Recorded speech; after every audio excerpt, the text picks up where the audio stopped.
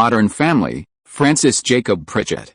Greetings, fellow multiversal adventurers. It's an honor to have you back in this saga that has us all hooked. Official channel statement: this story is 100% epic fiction. So please don't attempt real magic, the results aren't guaranteed and insurance won't cover it. The rights to this masterpiece belong entirely to its brilliant original author. We are just a barge sharing it with you. Do you want to keep being part of this amazing community? Join our ninja army of subscribers on YouTube and give this content a like. And for true fans, our Patreon has exclusive ninjutsu waiting for you. Chapter 1, Jake. Jake, a beautiful girl screamed my name as she entered the hospital room. Hey, Alicia, why so sad? I said weakly. My illness was already taking all my strength. At least I managed to fulfill my wish, I forced a smile. Solving the Langlands Program, she murmured one no. I was talking about taking all your first times. I smirked at her.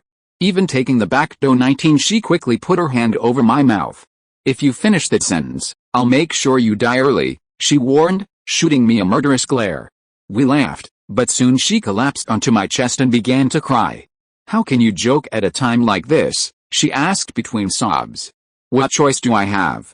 I replied, a hint of resignation in my tone. Still, I don't regret it. But maybe I could have enjoyed life a bit more. I was luckier than Evaristkawa. That guy died at 20, I added. Wasn't he the idiot who died in a duel? Because of a woman? Alicia asked. Yep. You can be a genius and still do stupid things, I confirmed. One like reading the entire Twilight Saga to impress a girl, she teased, flashing a sly smile. 6 Hey. I was 10, I thought it was a great idea. And it actually worked. I protested. Besides, I was the only MIT graduate who had never kissed anyone. The college with the highest concentration of nerds per square meter, for I was a genius, but my maturity back then wasn't much different from a kid's. And she was 12. Alicia made a stone face. You were 10. It was just a peck on the lips, barely counts. And she turned lesbian, she burst out laughing. 7 The light-hearted mood didn't last long. Hey, Alicia, just borrow some of my books, please, I said softly. The kids' ones? Percy Jackson, Hunger Games, The Maze Runner, Divergent. You really have a childish side, she smiled faintly. 8 Feeling consciousness slip away, I struggled to speak a few final words. Don't miss me, Alicia. I'll be happy with the angels in heaven, I lightly smirk. But do put my name on the group home, orphanage. I had left her wallet with 10,000 bitcoins and a letter hidden among the books. Alicia was a lucky girl, though she gave me memories worth far more. 12. I woke up groggy in a hospital. Huh, I'm still alive? I murmured. But I quickly realized it wasn't the same hospital room I had been in. Even without my photographic memory, anyone, who wasn't a complete idiot, would have noticed the difference too. The room looked like it had gone back a few decades, even the TV was one of those old tube models. Before I could make sense of it, a flood of memories crashed into my mind. I collapsed onto the bed, gasping for air. Holy crap. I breathed. I was reborn in another body, Francis Jacob Pritchett, 12. When the dizziness subsided, I realized my body was in perfect condition. I hadn't felt that in months. I walked to the mirror and studied my reflection. Kiddo, you seem a little older than 16 years old, I told myself in the mirror. No wonder, with a rebellious life this Francis lived, it's not surprising that he looks older. Acetaldehyde and ethanol, present in alcoholic drinks, as well as nicotine, free radicals, and tar, present in cigarettes, can make someone's appearance age faster. Nothing that a healthier lifestyle and some decent cosmetics can't fix, I said, unconcerned. As for internal damage, lungs, kidneys, whatsoever, unlikely. A 16-year-old body is a machine, capable of fast recovery. Still, I'd request a full checkup. Especially since I was already in a hospital. 3 Fragments of memory surfaced again. Francis's mother had just died in the car accident that brought him here. He never even knew his father. An orphan. Nothing new to me. And he tried to take his own life with an overdose of medication.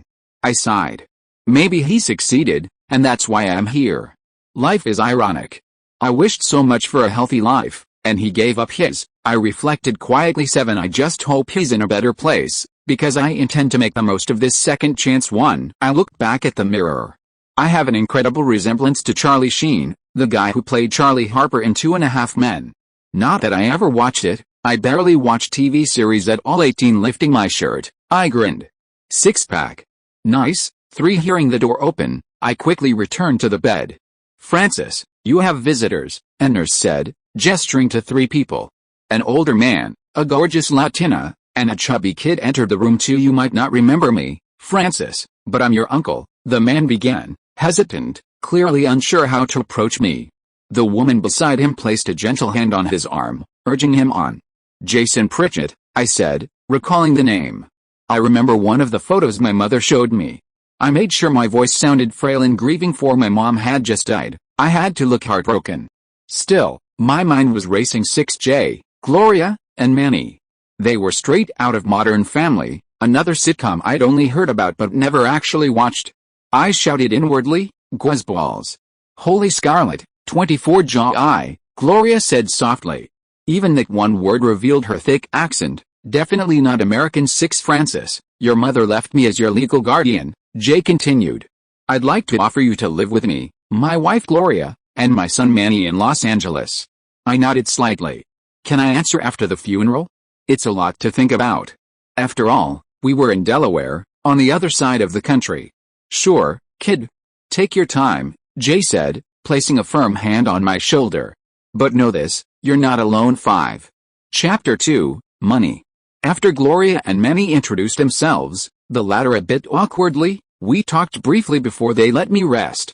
Jay assured me he would handle all the funeral arrangements and preparations, insisting that I only needed to focus on recovering. I accepted his offer since I had a lot on my mind.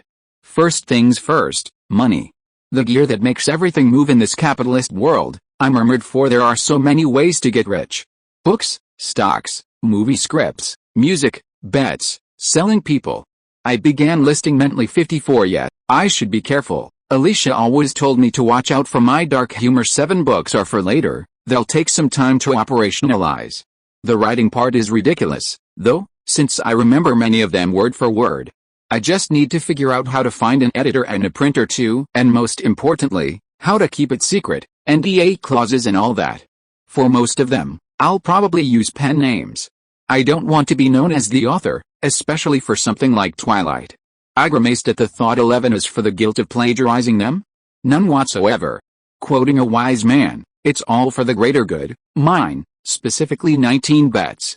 I muttered, digging into old Francis's memories. The Super Bowl champion this year, 2003, was the Raiders, with MVP Jerome Mad Dog the key to stopping the Tampa Bay Buccaneers. 6. I frowned. That was completely different from my past life, and there had never been a Jerome Mad Dog. 1. I need to be careful not to blindly trust the knowledge I have, I noted thoughtfully. If I really was in a sitcom world, a lot could differ from the reality I once knew. Modern Family was labeled as a comedy, so maybe I don't have to worry about supernatural stuff. 10. I continued thinking, from the memories, it seems I have no musical talent, in either life. Maybe I'll sell lyrics in the future.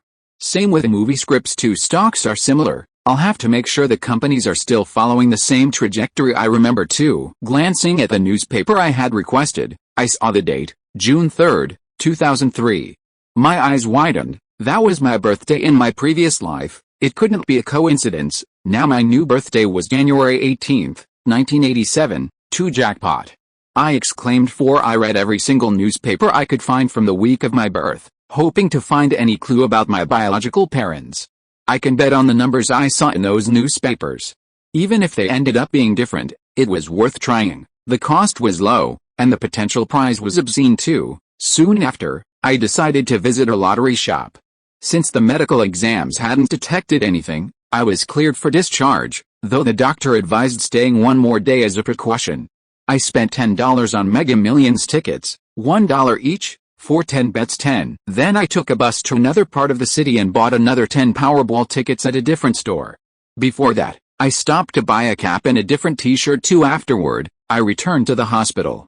Later, I met my cousin Claire Dunphy and her husband Phil, along with my second cousins Haley, Alex, and Luke, and my other uncle, Donnie Pritchett 27. The next day, I was back home, a typical upper-middle-class house.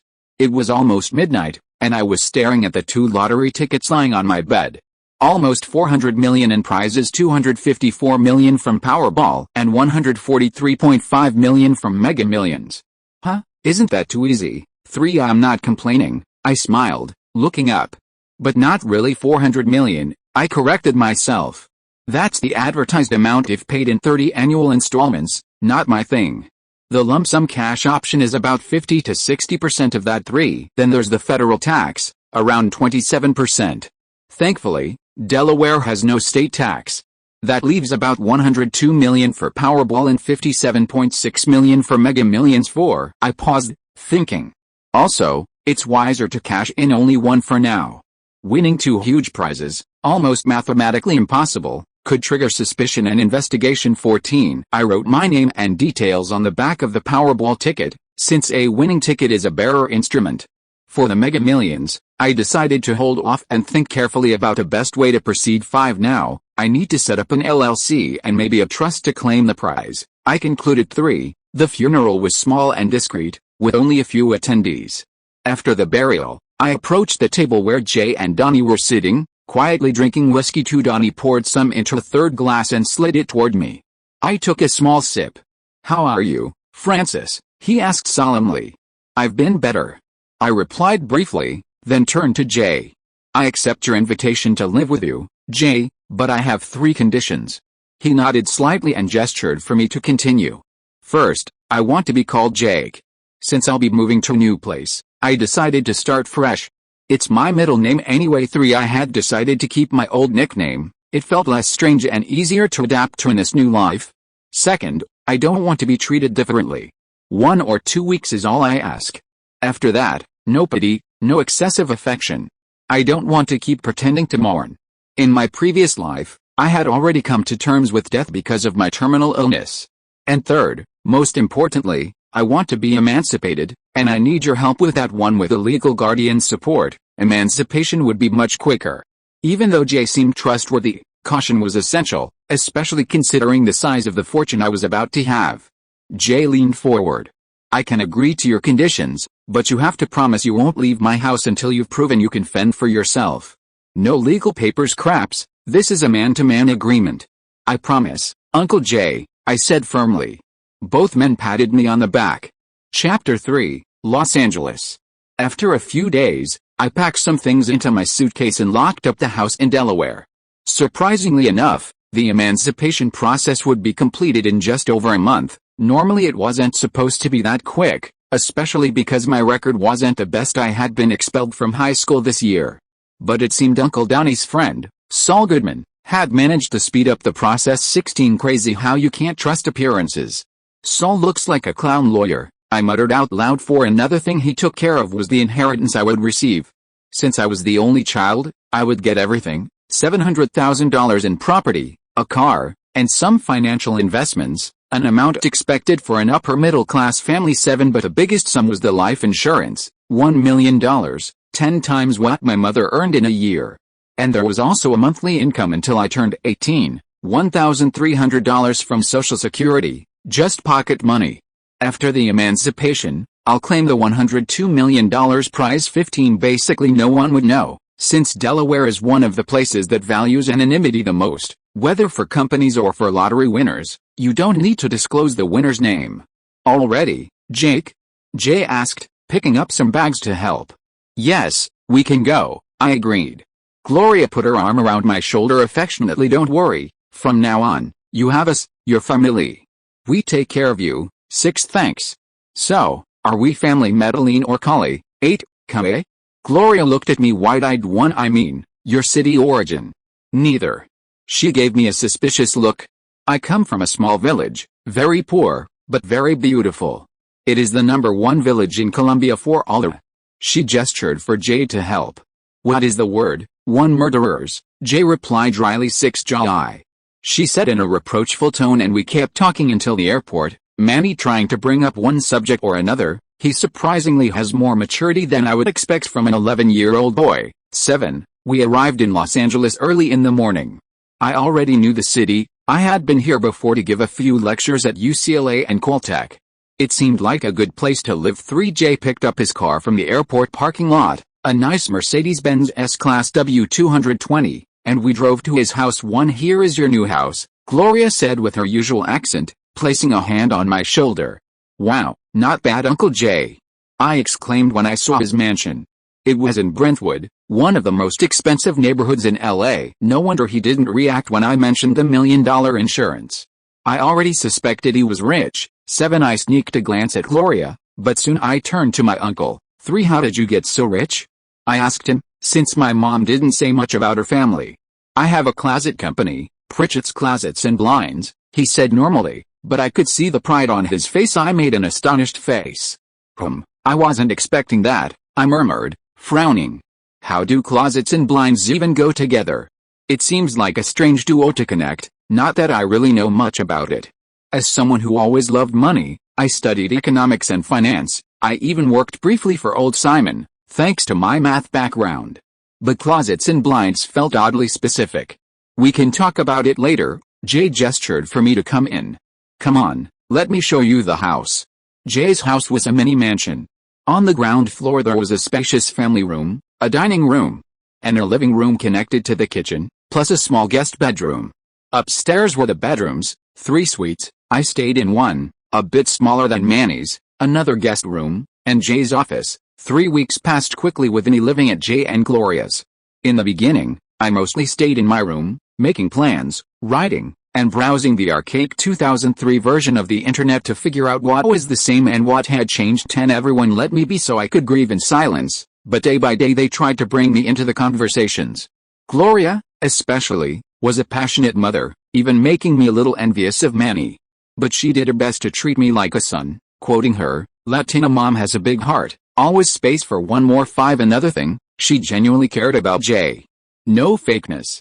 And with how gorgeous and kind she is, not a bimbo, even if she looks the stereotype, Gloria could easily have landed a younger, richer guy if she only wanted money or a green card. 5. Jack. I heard Gloria shouting my name. Dinner. 2. If she only had a mute button, she would be perfect, I murmured and went downstairs for dinner. 8. Your flight is tomorrow morning, right, Jake?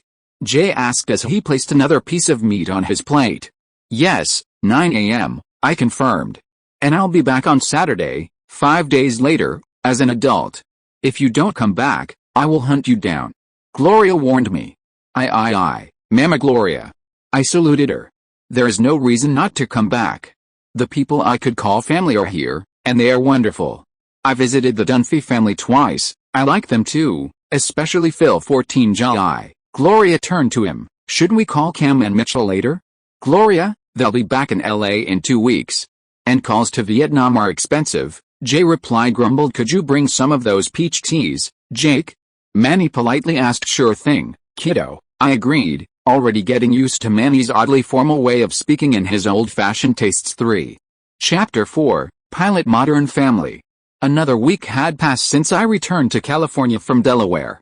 I was now emancipated and just waiting to receive my lottery prize, already claimed it in my GAUS LLC, probably in a month, around August, when the insurance payment would also come through. 8. I was at Claire and Phil's house. Kids, breakfast. Claire called from the kitchen. Kids, she repeated, exhaling when no one showed up. Phil, Jake, would you get them? She asked, turning to us. Before Phil or I could move, Haley walked in.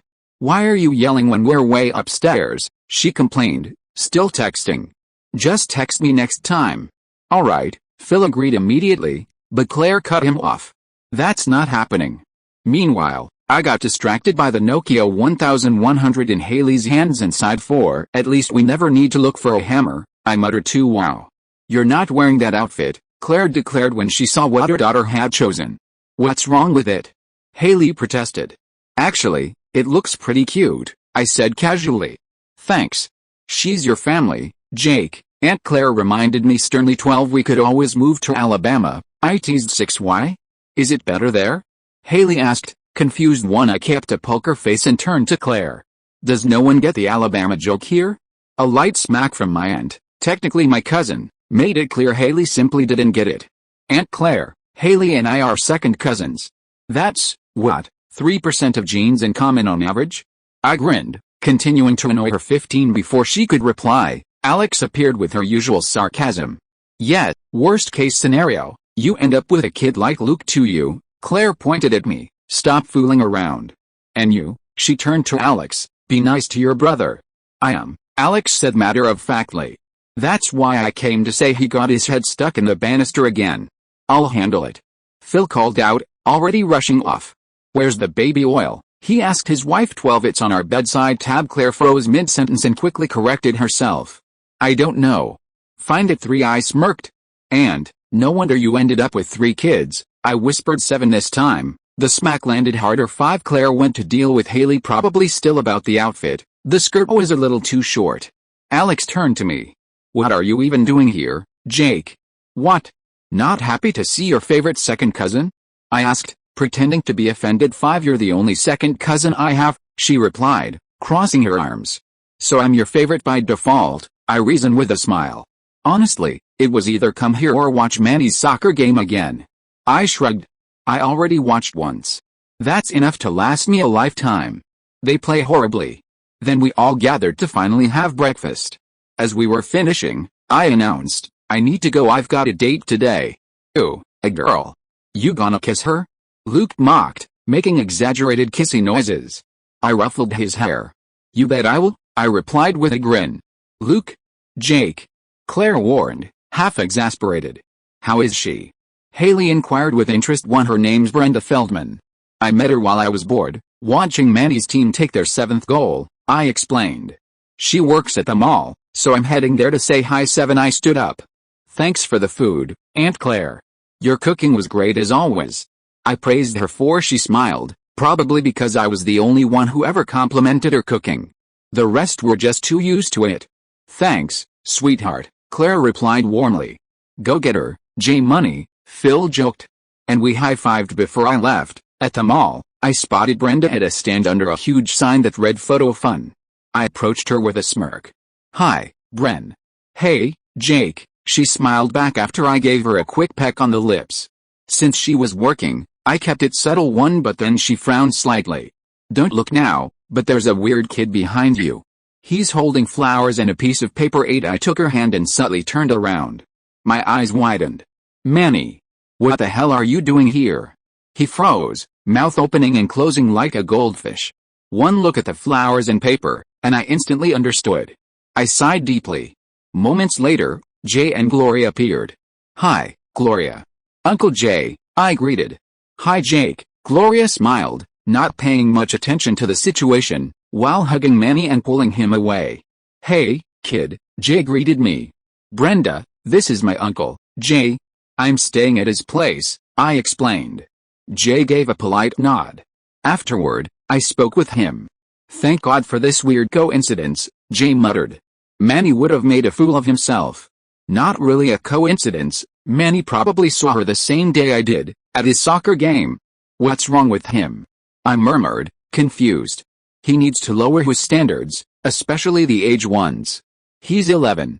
He's not exactly a hunk, but at least he seems to have courage, and his self-esteem is intact. Brenda is a very beautiful girl. You think I don't know? Jay whispered back. But Gloria would kill me if I said anything too harsh. I nodded but thought, Jay and Phil sure got it whipped. 7. And he changed the subject. Don't forget about tonight's dinner. It will be at my son's house. He's returning from the trip we told you. I nodded again. I would be meeting Mitchell Pritchett for the first time. He, however, called me to offer his condolences. He must have it a little hard, since 2003 is still a conservative time and gay people face difficult moments. I never had anything against gay people. Quite the opposite, we straight guys should support them. 30. After all, they're one less competition. 6. And honestly, they've got some beautiful girlfriends. 8. Chapter 5, Pilot Modern Family. II. After she handed her shift to someone else, Brenda only worked Saturday mornings. We wandered around the mall for a while and later found a more secluded spot to make out. A few hours later, we grabbed a cab, first stopping at her house, then heading to Jay's. I decided to tag along with them for dinner instead of going straight there, so I could shower first. Hi, Gloria, I greeted when I spotted her in the kitchen. Do I need to talk to Manny? No need, he's already fine. He even found another girl to be interested in while we were walking through the mall, she replied, pulling a face at the last part. Jay sighed in exasperation beside her. Gloria went to get ready for dinner while I approached Jay. Let me guess, another very beautiful girl, and way too old for him. Yep, Jay confirmed, taking a sip of his whiskey. Well, I'll get ready too, I remarked, already heading to my room. When I came out dressed, I raised an eyebrow. What the hell are you wearing, Jay? I asked, eyeing his multicolored coat and bejeweled cap when he decided to feel young again. Gloria explained for him. And you decided to go straight back to being 12? I teased with a hint of sarcasm. Jake, be a little more supportive, Gloria gently scolded. I'm trying. Otherwise, I'd be asking why he looks like a cartoon Christmas tree. Jay huffed and went to change without saying a word. See? I told Gloria. Now he looks like a teenager throwing a tantrum. Gloria lightly slapped my arm but chuckled soon after. Why did he do that anyway? I asked, still amused by the outfit. Some idiot mistook him for my father, Gloria explained. So he wanted to feel younger. He does have a daughter at your age? I pointed out. I'm 2 years younger, Gloria snapped, her accent thickening. 6. I was pretty sure I'd heard 14 months, but I thought it was best not to correct her. The four of us got into the car, Jay driving, Gloria in the passenger seat. Is there anything I should know? I asked. I only know that Mitchell's boyfriend's name is Cameron Scott Tucker, also known as Cam. Cam's a drama queen, Jay muttered. Gloria swatted his arm. He's great, just like Mitchell. Don't worry, Jake, they'll love you, she reassured me. I'm not really worried, I murmured, giving Manny a light nudge. Come on, Manny, talk to me. Haley and Alex will be at dinner. Unlike me, you don't have any blood relation. I kept nudging him too. I caught Jay watching me through the rearview mirror, while Gloria reprimanded, Jake. What? You're always talking about family bonding, I defended myself. 6. Jay knocked on the door before opening. Knock, knock, we're here. Coming in, he announced, peeking in before fully pushing it open. Too. Jay doesn't like seeing affection between his sons, Gloria explained as loud entrance. Not a bad idea, especially if you're about to walk into a bedroom, I admitted in a general tone. Not everyone has my habit of locking the door. The few times I didn't, weren't accidents. 2. Don't worry, Dad, nothing gay going on here, Mitchell called from inside. Hi, Jay greeted everyone as he finally swung the door open and stepped in. Hey, Jay, Phil called, walking closer. Gloria, hi. Claire greeted, giving Gloria a hug. Hi Gloria, how are you? What a beautiful dress. Phil added enthusiastically. Thank you, Phil. Gloria replied with a smile. Oh, okay. Phil began feeling the texture of Gloria's dress until Claire slapped his hand and pulled him back. Phil.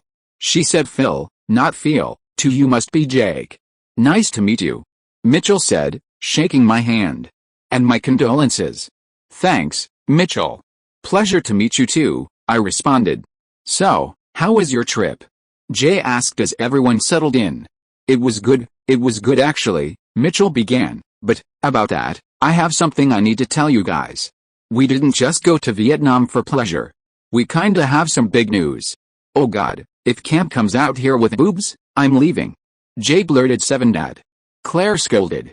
Why do it in Vietnam? I wondered aloud, confused. We're next to Hollywood, if there's one thing this place doesn't lack, it's people who do silicone implants. 1. Haley, ignoring my remark, muttered sarcastically to her mother, I hope he didn't embarrass you, Mom. 1. Don't mind her, Claire explained. Haley had her first boy over today, and Phil shut him. Nice going, Phil. I patted his back, earning an awkward smile from him. Anyway, Mitchell continued, so about a year ago, Cam and I started feeling this longing for something more, like, maybe a baby. Woo-wah, that's a bad idea, Jay interjected. What do you mean, bad idea? Mitchell challenged. Well, kids need a mother.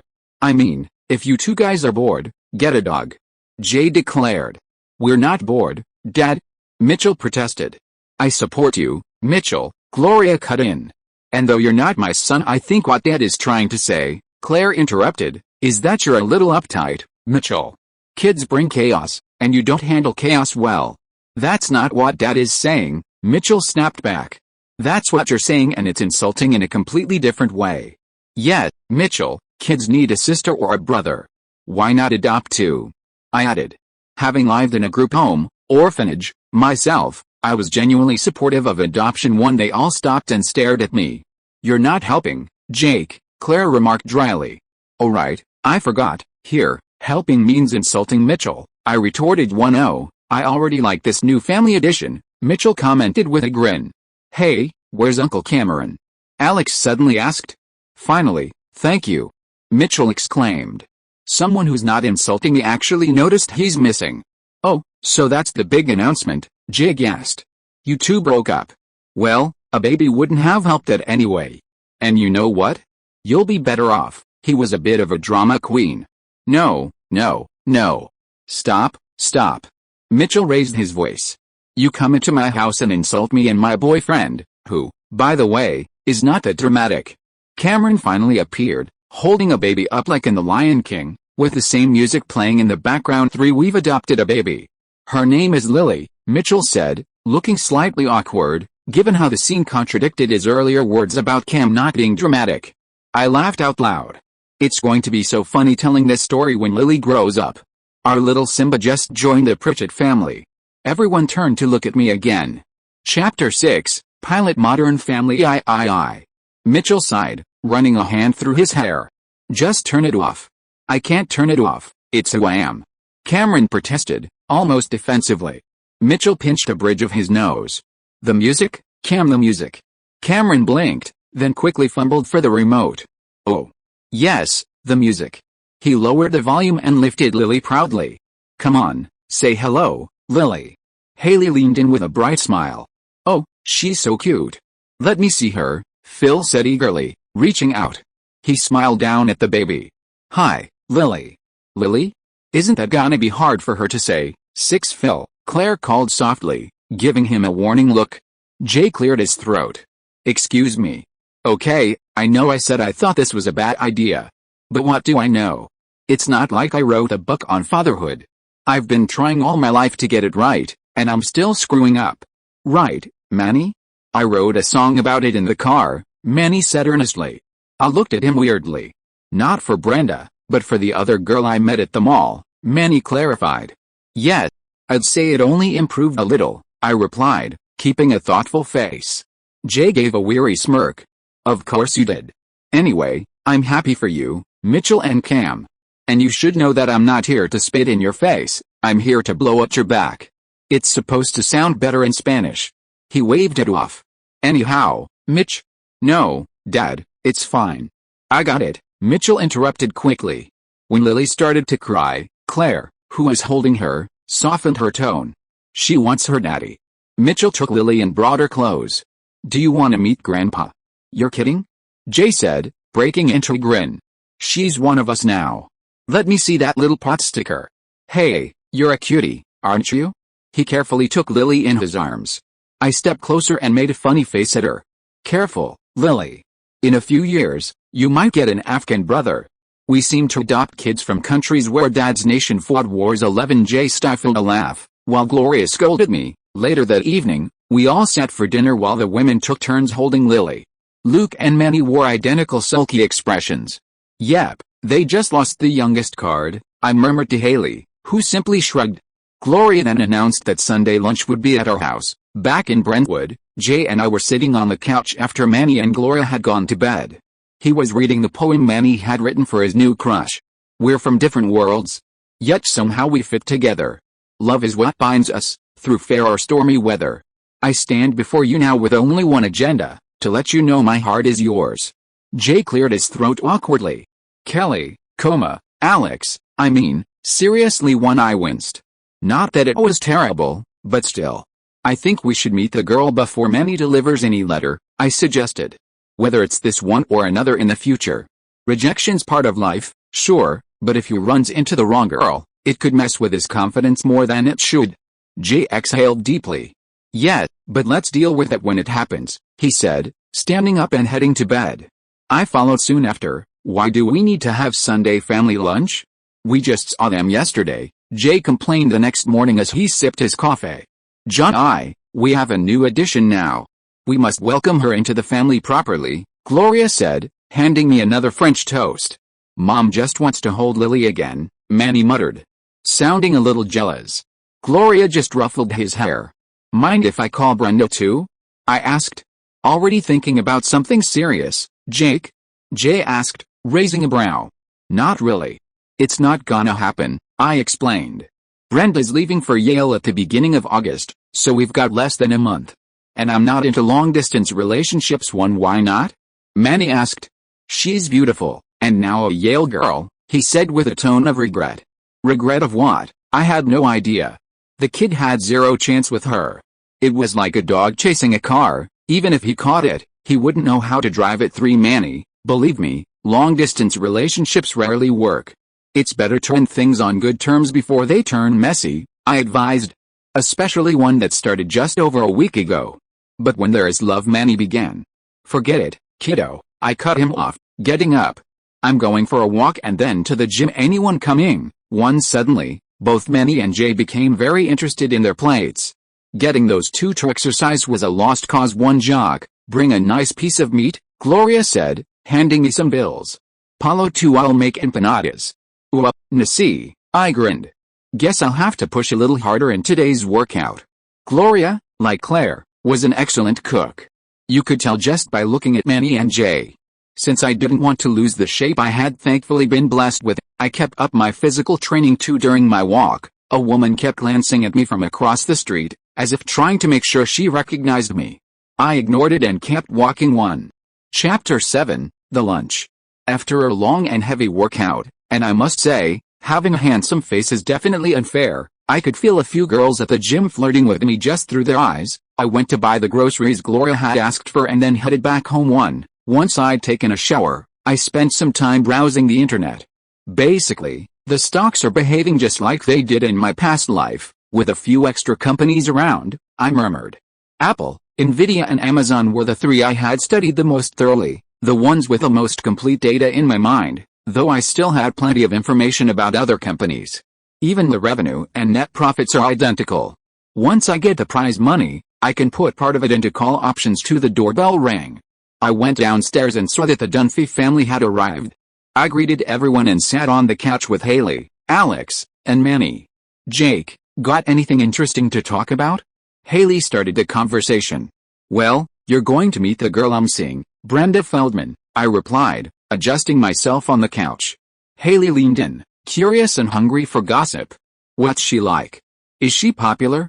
Alex snorted at Haley's second question. Before I could respond, the doorbell rang again. Jake, Brenda is here. Gloria called from the door. I'm coming. I yelled back, getting up and heading over. Hi, Bren, I greeted her with a small kiss on the lips. Brenda, this is Gloria, I introduced. His new mama, Gloria smiled warmly. That she is, I agreed with a grin.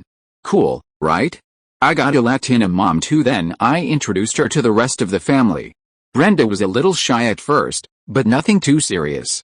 After that, we sat back down on the couch, my hand resting gently on her waist.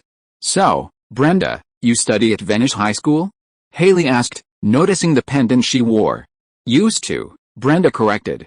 This was my last year, I was a senior. I'm starting college in early September. But I'll be there in August for orientation. Which college are you going to? Alex asked with mild interest. Yale. Chemistry major, Brenda replied. Yale? Alex blurted out, stunned. You're going to Yale? What are you doing dating my cousin? She asked in disbelief. Thanks, Alex. Love you too, I muttered dryly. We basically never talked properly, she just assumed I was kinda like Haley. Not that I had shown much of my intelligence. He's funny and a charmer, Brenda said, laughing as she glanced at me. You forgot good looking and a good kisser, I smirked, flirting with her. If you're going to Yale, why were you working at the mall? Manny asked, intrigued. To earn money, to help pay for our prom, she explained. The treasurer lost all the funds and ran away.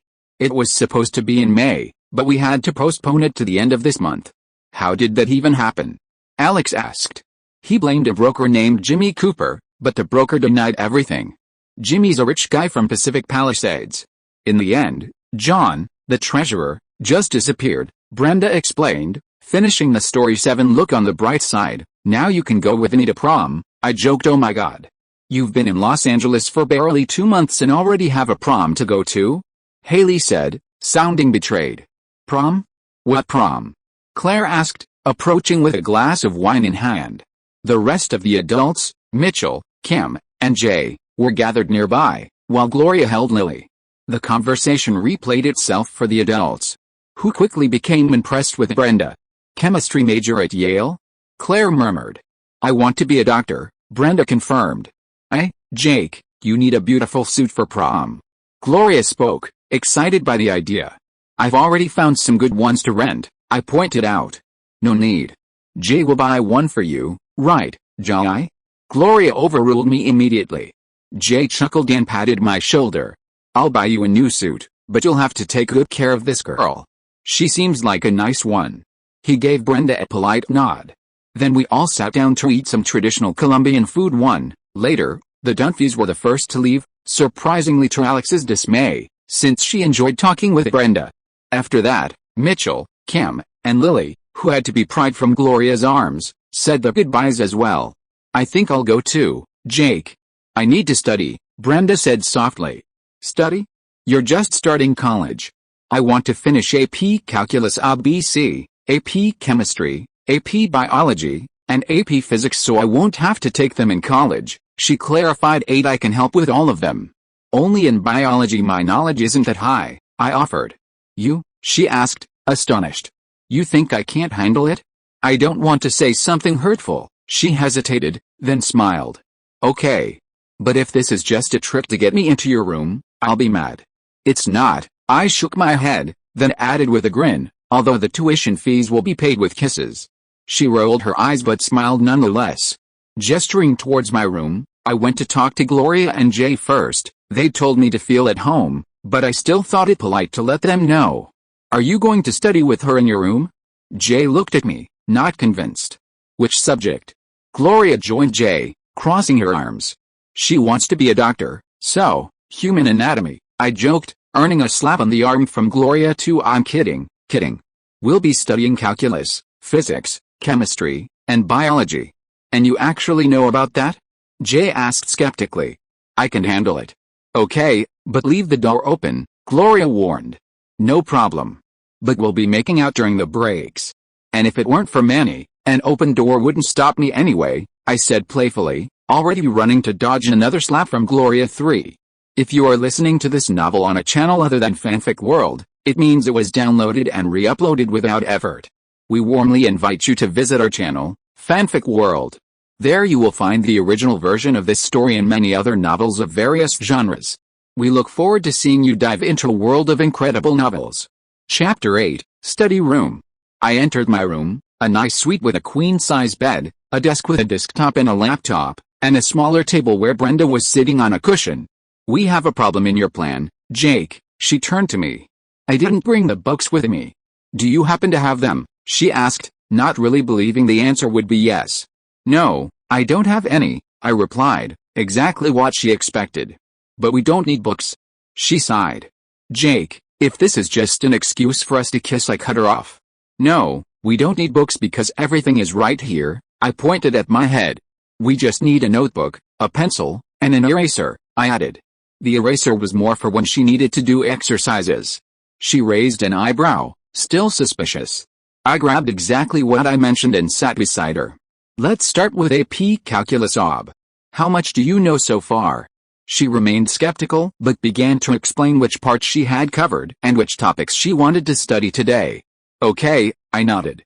Let's begin with derivatives. I explained the concept while writing in a notebook. I paused whenever Brenda had questions, rephrasing and simplifying until she understood better. To me, someone who truly masters a subject should be able to explain the most complicated things to a fifth grader, not that the kid could solve it, but at least the concept should make sense too. After a while, Brenda looked straight into my eyes. Who are you? The boy you've been kissing for over a week? I smirked at her. No, seriously. You just wrote down an entire chapter without looking at anything. She stared at me, astonished. Okay, I may not look like it, or even act like it, but I'm actually pretty smart. Plus, I have a photographic memory, I revealed to her. Not that I cared much about this secret, nobody here knew the old Francis, and I could always claim I was just hiding it. Honestly, I was enjoying what it felt like to be a normal person for once, since, from the very beginning, I'd always been labeled a genius. Here, let me prove it. Write down a bunch of numbers on this page. I handed her the pencil. Brenda scribbled 60 random digits in a row. I glanced at the page for a moment, then asked her to visualize it while I began reciting each number one by one. "It's all correct," she muttered, staring at me like I had a superpower. "Well, that explains part of it. Just for your curiosity, most people can only hold about 7 plus or minus 2 digits in their memory, Miller's Law 7." And before she could ask more questions, I said, "We've already completed part of your studies. Isn't it time I get part of the payment?" I motioned with my finger for her to come closer. "Really?" She approached and kissed me, our tongues intertwining. "Don't worry, Bren, we're not going to go further than this. And you can always ask me to stop," I told her. She made a face at me. "You said that, but your hand is still on my butt." "Oh, I was talking about the calculus," I said unfazed, giving her a playful squeeze for she tried, but couldn't hold back her laughter. Then she gently took my hand away. "I've paid enough already, mister. Let's move on to the next subject." And then we moved on to physics, chemistry, and biology. At one point, I gently closed the door. Unlike what Murphy's Law would suggest, the times Jay and Gloria showed up we were actually studying 3. "I still can't believe you know all of these," Brenda spoke, still finding it unbelievable. "And you're definitely taking advantage of me," she added as I stood behind her, playfully nibbling at her neck, careful not to leave marks, while my hand rested on her breast. "My tuition is expensive," I joked. She placed one of her hands over mine that was on her breast and removed it, but then started to guide it lower.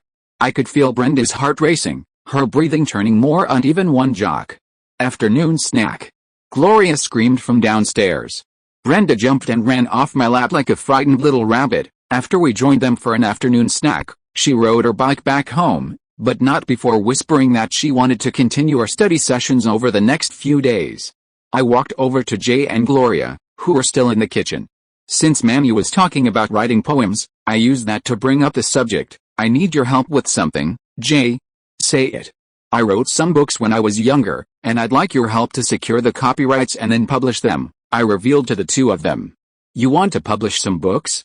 He widened his eyes and asked again, as if he had heard something completely out of reality.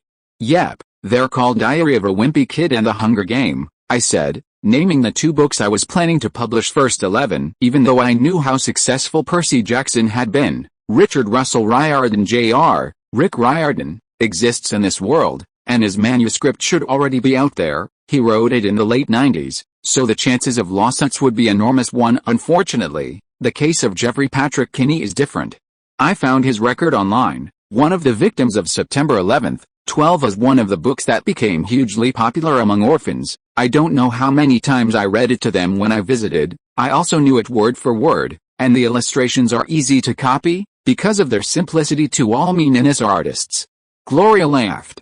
"Jay, I think I can make a little money with them," I continued, "and, if anything, I'll pay you back when I get the life insurance." "You're really serious about this, huh?" Jay murmured thoughtfully.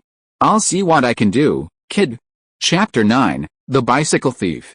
After a few days, I kept studying with Brenda, sometimes at my place, sometimes at hers. I met her parents, though her father wasn't too thrilled to see me, for obvious reasons. At her house we were more restrained, since her dad kept a close watch. I was returning with Jay from the publisher. "It will take 3 months for both books to be published," I said. "That's because your friend runs a mid-sized press, and we're covering part of the costs. Also, I insisted no changes be made, so there's no need for a proofreader or editor." $25,000, Jay muttered. "I'll pay you back, Jay." "No need. I counted it as all the gifts I never gave you too." "That would be about $1,562.50 a year, or $400 to $500 per gift, considering 3 or 4 gifts a year," I calculated. "I doubt you spend that much on your grandkids or on Manny." "Yeah, don't tell anyone," Jay said, unfazed.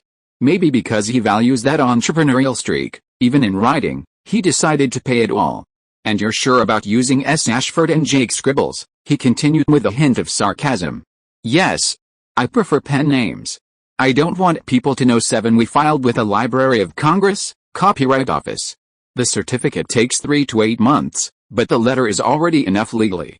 I had secretly sent other manuscripts too: The Book Thief, Divergent, The Fault in Our Stars, A Thousand Splendid Suns, Gone Girl, and All the Light We Cannot See.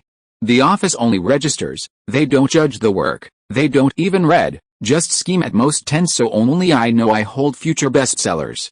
Each will have different pen names, publishers, lawyers, even LLCs for the royalties. 6. As we were passing near Claire and Phil's house, we saw them all together, each riding a bike alongside Luke. Jay stopped the car next to them, gave a short honk, and noticing Luke's bike, a girl's bike with some black ribbons taped to it, he mocked his grandson. "Hey, nice bike, Sally." "Dad," Claire scolded immediately. Jay shrugged. "He looks like little Bo Peep on that thing." "Actually, not for long," Phil cut in. "He's getting a new bike this afternoon." "I am?" Luke blinked in surprise. "He is?" Claire turned toward Phil. Phil kept nodding, and Jay simply drove the car away again. When we got home, Manny asked me again, "Are you sure you don't want to come with me and my dad to Disneyland, Jake?" "I'm sure, Manny. Take your time with your other dad. I know you're eager to have some father and son time with him." I declined once more. First, because I truly thought Manny would like to go alone, having his dad all to himself, and second, because I would have the house to myself. I walked into the kitchen, where Jay was talking to Gloria, who was having breakfast. "Hey, I called the place in Napa and upgraded us to a villa with a hot tub," Jay announced, giving Gloria a kiss on her cheek. "So pack whatever you'd wear in a hot tub." "I usually wear nothing in a hot tub," Gloria made a face for. Jay shook his head. "And my college roommate's wife just had to get a new hip. Sucker. Have some fun in wine country," I told them both. "And you, use protection if you're going to do anything." Jay looked seriously at me. I will, don't worry Uncle Jay," I assured him, not denying one of the ideas I had with a house to myself. "We need to thank Manny's father for clearing the fog at the airport," I joked. Jay snorted. "I don't like that guy. And Manny looks up to him like he's Superman." "Well, both of them entered our country illegally," I shrugged. 11. Gloria glared at both Jay and me, while Jay burst into laughter. "That is a good one. I'll use it." Then Jay continued, "Limo's coming at 4. This morning, I thought I'd go over to the club and hide a few balls." "No," Gloria turned to him. "What about the ceiling fan in Manny's room?" she asked, making a circular motion with her hand. "Oh, yeah. Just call a guy," Jay responded. "No, you do it with Manny. It's important to teach him how to do things for himself. In my culture, men take great pride in physical labor," Gloria pressed. "I know. That's why I hire people from your culture," Jay quipped. For Gloria laughed. "You're too funny," she said as she stood up and gave Jay a light slap on the arm. Then she walked out mocking, "I'll share that with my next husband while we are spending all your money." 3. "Well, have fun with Manny. I'll head over to Brenda's," I told Jay. I suspected Gloria wanted the two of them to spend more time together, since their relationship wasn't that strong yet. They both had a better bond with me than with each other. After a few hours, I arrived with Brenda at the house. I saw Manny still sitting on the curb outside. He was supposed to have already left, and Jay walking up to him. "Listen Manny, sorry, but I've got some bad news," Jay began. "What?" Manny muttered grumpily. "Your dad can't make it," Jay admitted. "Why not?" Manny looked surprised. "Well, the plane was full and there was an old lady who needed to get home, so he gave up his seat," Jay explained with a clear lie. "You're making that up, aren't you?" Manny lowered his head. "No," Jay said firmly. "He just didn't want to come," Manny whispered sadly. "Are you kidding me? He was really upset. He was dying to see you," Jay reassured. At that moment, the limo Jay had arranged appeared down the street heading our way. "In fact, look what he sent for us," Jay added with a smile. "A limo?" Manny's eyes lit up. "Yeah. He wanted me and your mom to take you to Disneyland," Jay explained. Manny looked at Jay, then at the car. Pure joy spread across his face. "Wow, he's the best dad in the world," Manny exclaimed. "Yeah, he's a real prince," Jay muttered. I looked at them and then at Brenda. I put both hands on my face, but I spoke to her with some regret. "Sorry, Bren, I will go with them to Disneyland." She stared at me in astonishment, then broke into a wide grin. "Is there room for one more?" Chapter 10, Come Fly With Me. After a whole day at Disneyland, the 5 of us were heading back in the same limo Jay had rented. It was one of those L-shaped ones. Manny was already asleep between Gloria and Jay, while Brenda and I sat along the side, with me next to Jay. "It was nice what you did today," Brenda whispered to me. We talked about what had happened, Manny's biological father simply not showing up, and Jay having to change his plans. Don't rub salt in the wound, I complained, though a smile was still on my face. We did have a lot of fun, not the kind I expected, but still. That was my first time at Disneyland. You two were incredible. Gloria looked happy and proud of us. Why the thoughtful face, Jake? Jay muttered, noticing my expression shift. I murmured back, just thinking about when Manny handed us those blue balloons to hold. If he understood he was making a joke. Jay tried to hold back a laugh, but at the same time showed a frustrated look. The next day, Jay was inspecting one of his airplanes. He had several. He had shown me his collection with a pleased face. I wish I could stay home with you and fly toy airplanes, Manny said. These aren't toy airplanes, Manny. These are models, and they're very complicated, Jay corrected him. If you want to fly one of these, you've got to be familiar with airfoil, drag, lift, and thrust, all principles of aerodynamics. The box says 12 and up, Manny pointed out. What? Jay looked outraged. You can fly toy planes with Jay next time. Today you have to spend time with Luke, Gloria insisted. Why? Manny frowned. Because his mother invited you, so you go, Gloria said firmly. Family needs to be close. Right, Jay? Gloria added. I'm pretty sure this is a typo, Jay muttered, ignoring what his wife had said. Gloria shook her head and asked me the same question. Jake? I will go, Gloria, but I'll run there now, I agreed with her. Jake. Jay money. J to the A to the Phil greeted me enthusiastically, and I returned the high five with the same energy. Noticing another teenager on the couch, I walked up and introduced myself. I'm Jake Pritchett, Haley's cousin. You must be Dylan. I guessed. Hi, yeah, I'm Dylan, he answered, shaking my hand. I joined them to watch the baseball game on TV. Okay. See that guy? He's the tying run. Interesting story about him. He's been stuck on second base forever, and I'm pretty sure he's gonna try and steal third, which is just a terrible idea, Phil commented, though it wasn't really about the game, he was using innuendos. But judging by Dylan's face, he was completely clueless when I cut in, cheering for the game. Go for the home run. And it actually happened. Nice. Phil glanced at me awkwardly. Sorry, Phil, that turned out to be my case too. Then Dylan turned to Phil. I think I'm gonna wait in the car. After he left, Phil remarked, he's a little jumpy. Oh, go figure, a teenage boy doesn't want to hang out with his girlfriend's dad, Claire interjected, then turned back to me. Ask Jake, he's in a similar situation. Oh, I don't mind. And I don't think I'm as jumpy as Dylan. Still, I only have a neutral relationship with Brenda's dad, for reasons that are pretty obvious, I admitted. I'm all about taking it to the next level, Phil said, referring to his bond with Dylan. Really? Thought you were all about keeping it real, Claire said in surprise. Yes. But the whole point of keeping it real is so you can take it to the next level. Did you really not know that? Phil insisted. You haven't exactly taken it to the next level with my dad, Claire countered. What are you talking about? Phil asked. We've been married for 16 years, and you still walk on eggshells around him, Claire pointed out. What? Are you kidding? Jay and I are total buds, Phil claimed. Claire and I exchanged the same look. Jay is not an easy person to deal with if you don't know how to approach him, and Phil is someone who tries too hard to please, which doesn't exactly fit with Jay's personality. Jay is building one of those model airplanes he loves so much, I revealed. You can help him, Phil, but don't say it was me who told you. And Phil decided to do just that, grabbing a pack of beers from the fridge and heading to Jay's house. At that moment, the doorbell rang. Claire went to answer it, and it was Manny and Gloria. Manny brought his favorite game to play with Luke. It's called Empire. You use strategy to expand territories and take over the world, Gloria explained for Yap. We four had played it a few times. Luke is gonna love that. He's out back playing, Claire said, pointing outside the house. Do you need me to get you something while I'm out shopping? Gloria offered. That's such a nice offer, but I think we're good. Thanks, Claire replied. Okay. What about this? Alex asked her mother, showing the clothes she was wearing. You don't even say hello to Gloria, Manny, and Jake? Claire scolded. Hi, Gloria, Manny, and Jake, Alex said with a half-sarcastic smile to us. Then she turned back to her mother, asking again, okay, Mom, what about this?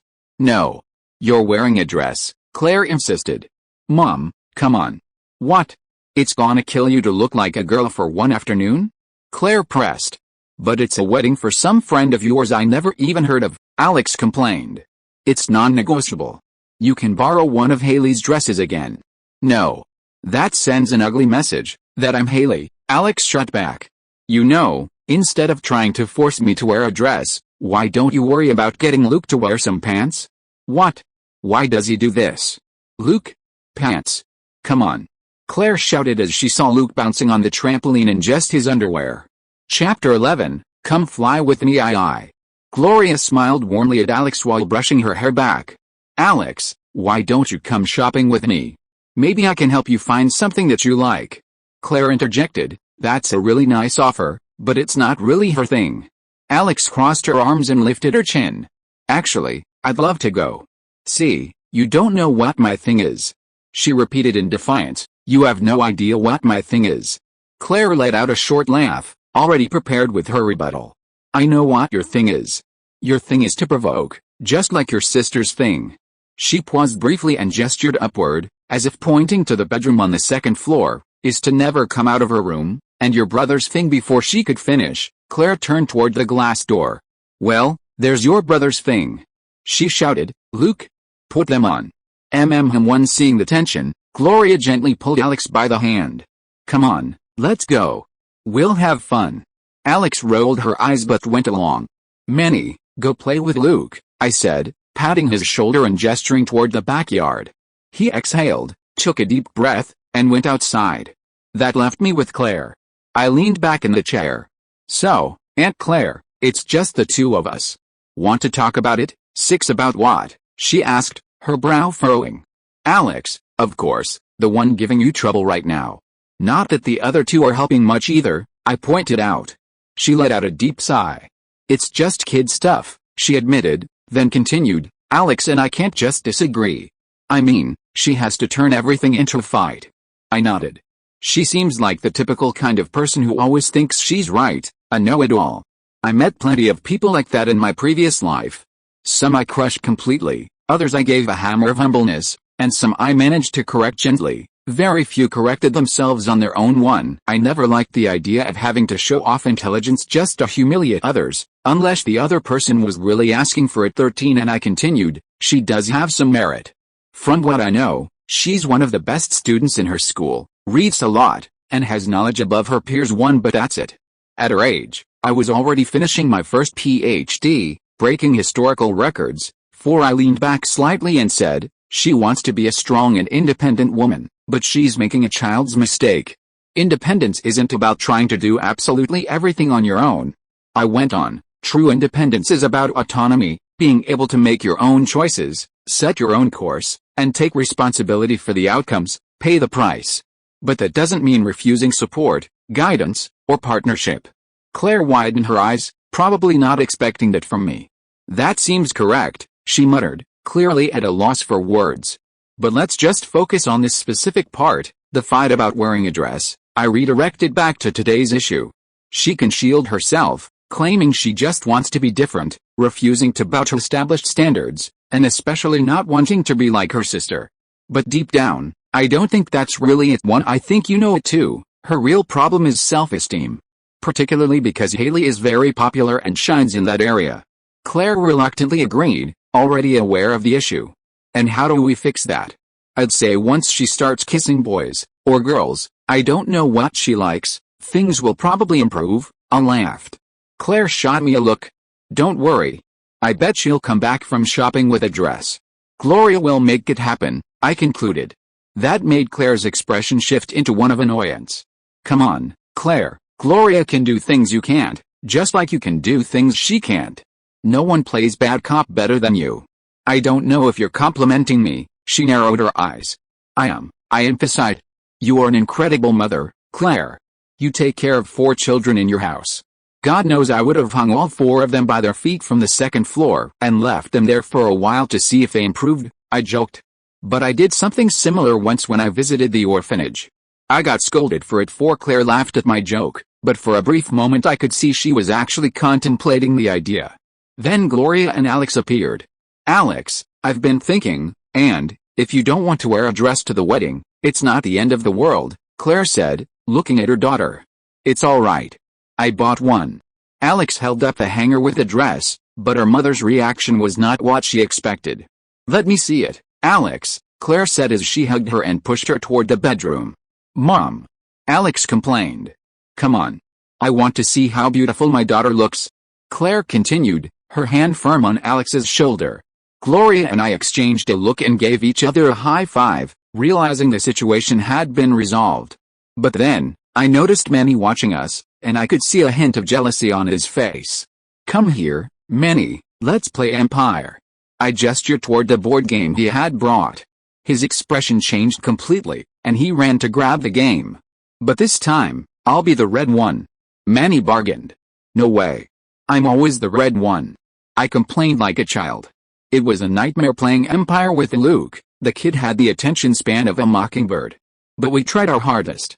After a while, something else happened. Jay suddenly appeared with Phil, whose face was covered in blood.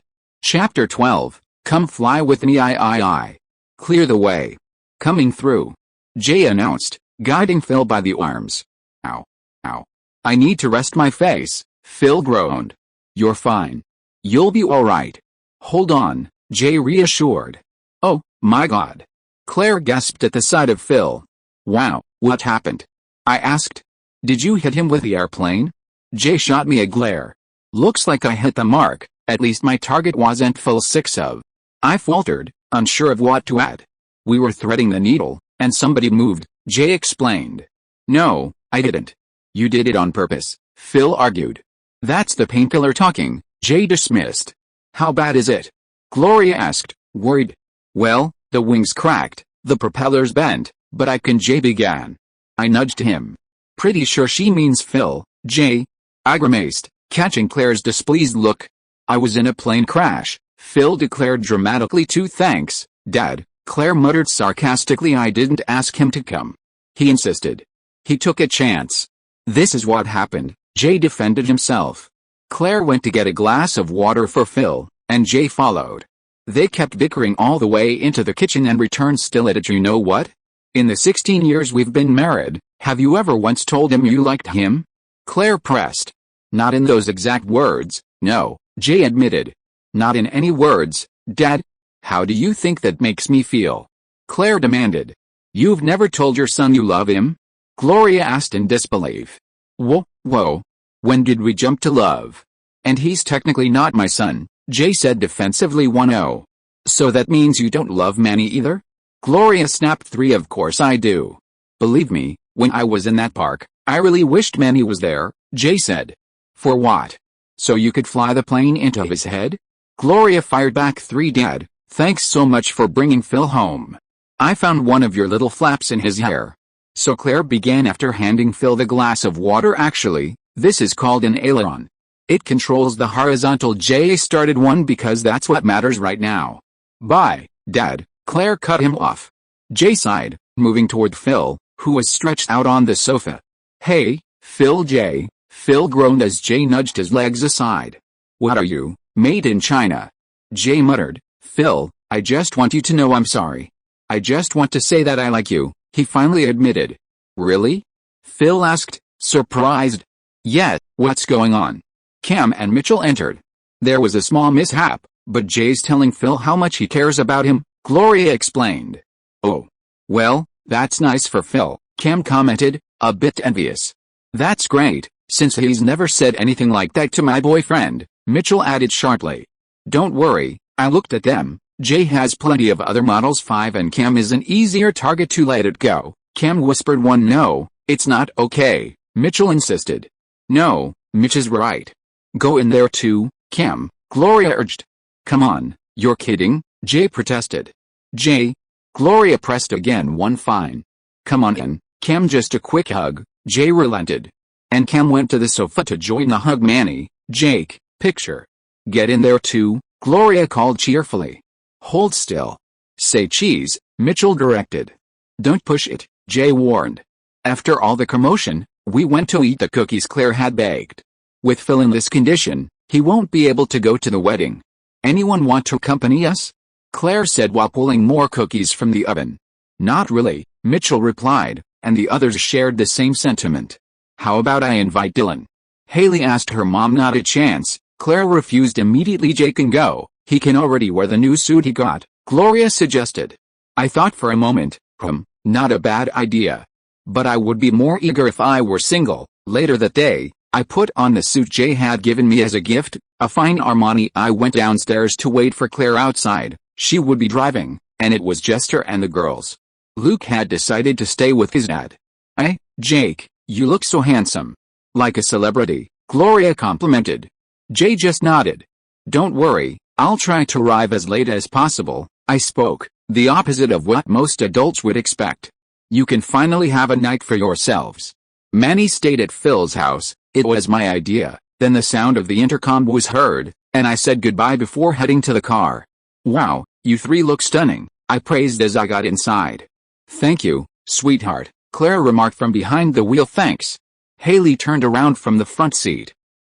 You're not bad either, she gave me an appreciative glance. I like your idea of a slimmer tie.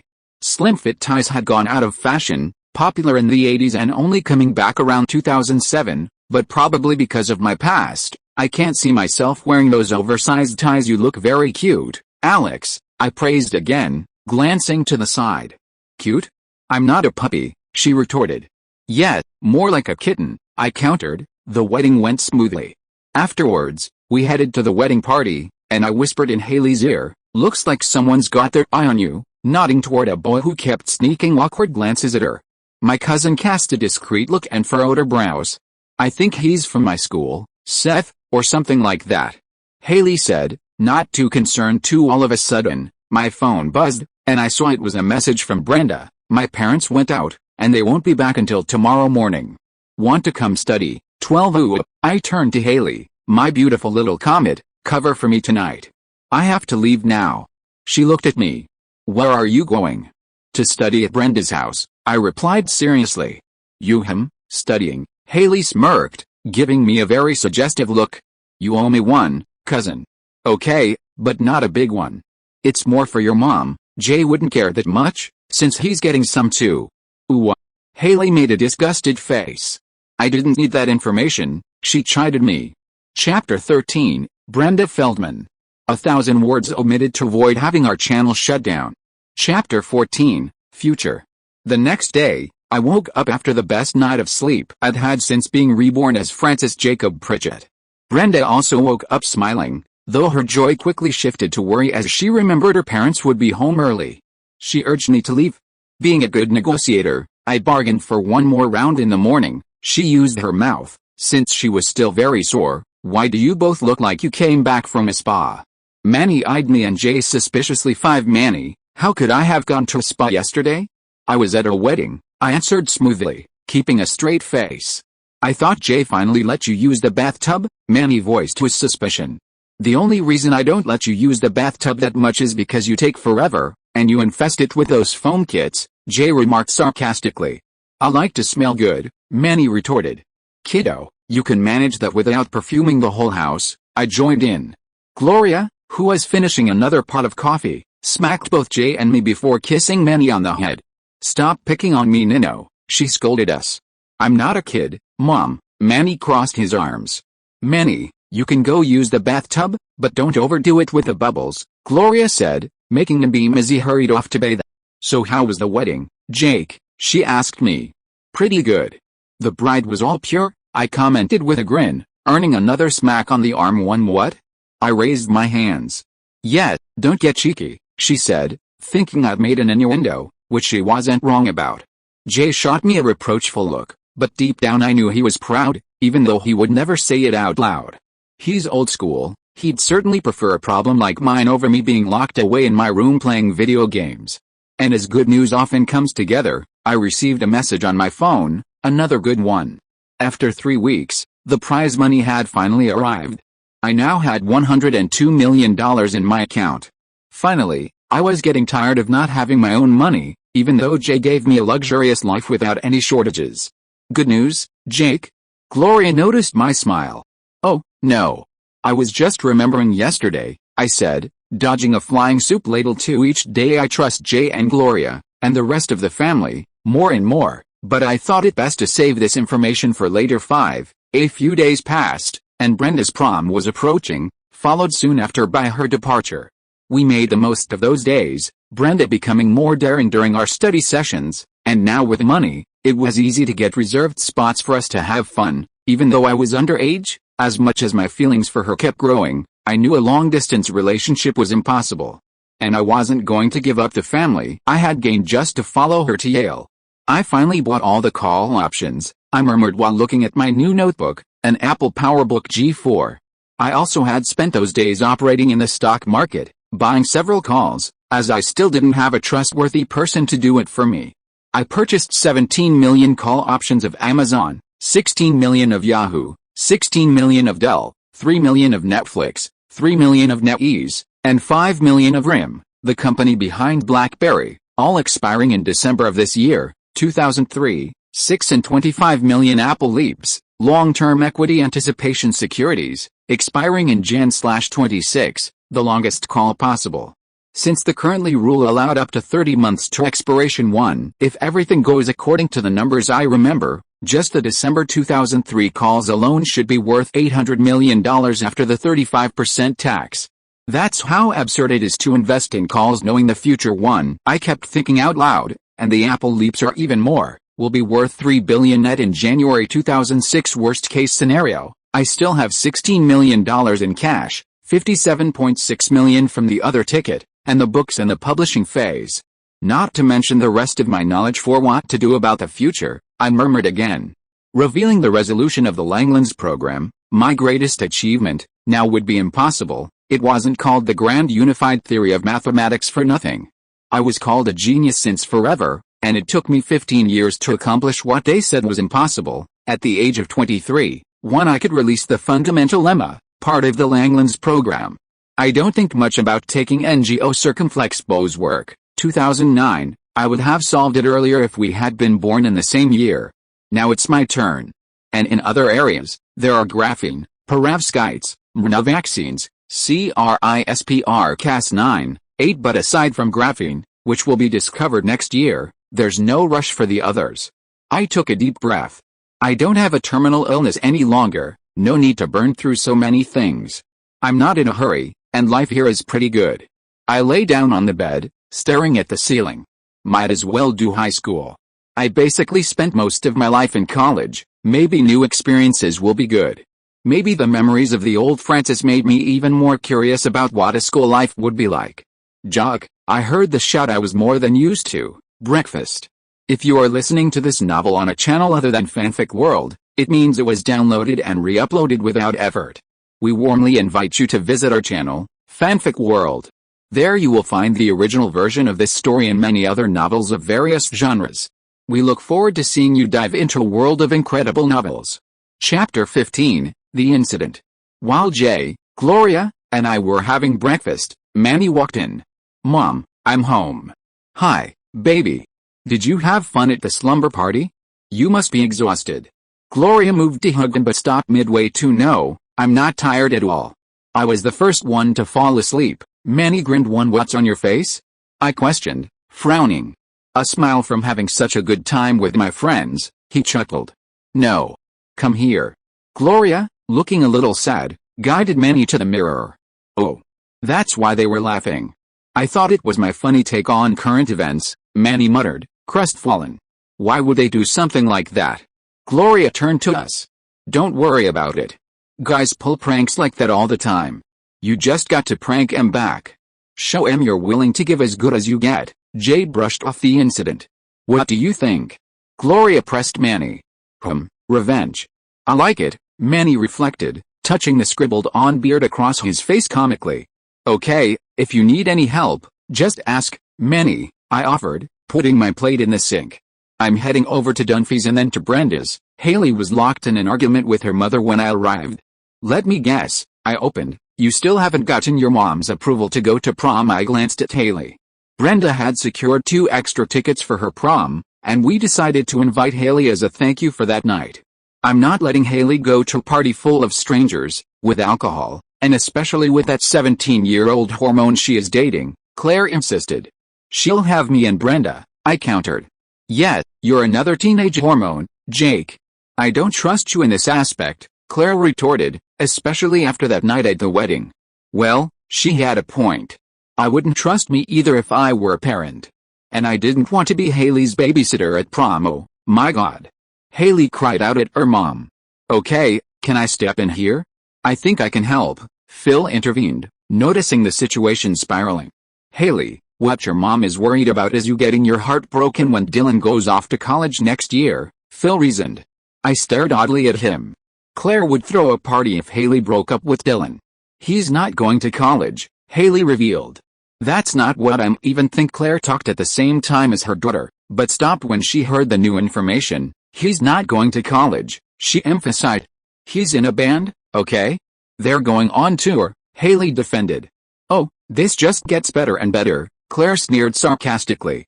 Why are you always on me about everything? Haley shouted before storming out.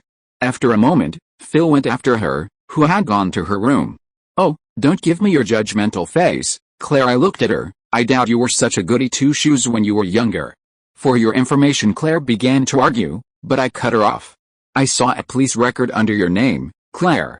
That was, she tried to explain. Wow, so there really is a police record? I smirked at her. I was just bluffing, but it looks like I hit the mark. She looked speechless, but before I could snoop for more information, the doorbell rang, giving Claire the excuse to pretend nothing had happened. I followed her, curious to see who the visitor was. Hey, Mitchell, great timing. Claire opened the door and saw her brother. What's up? Mitchell gave her a strange look. Hey, just in the neighborhood. Spotting me, he gave me a small wave, which I returned. So, do you remember how Mom gave up a career to raise us? He stepped inside as Claire was closing the door. Promising career, a second voice chimed in. Oh, God. Claire shot Mitchell a look of betrayal. Yep, don't celebrate too soon. Claire? Mom. Claire turned to face her and forced a wide smile.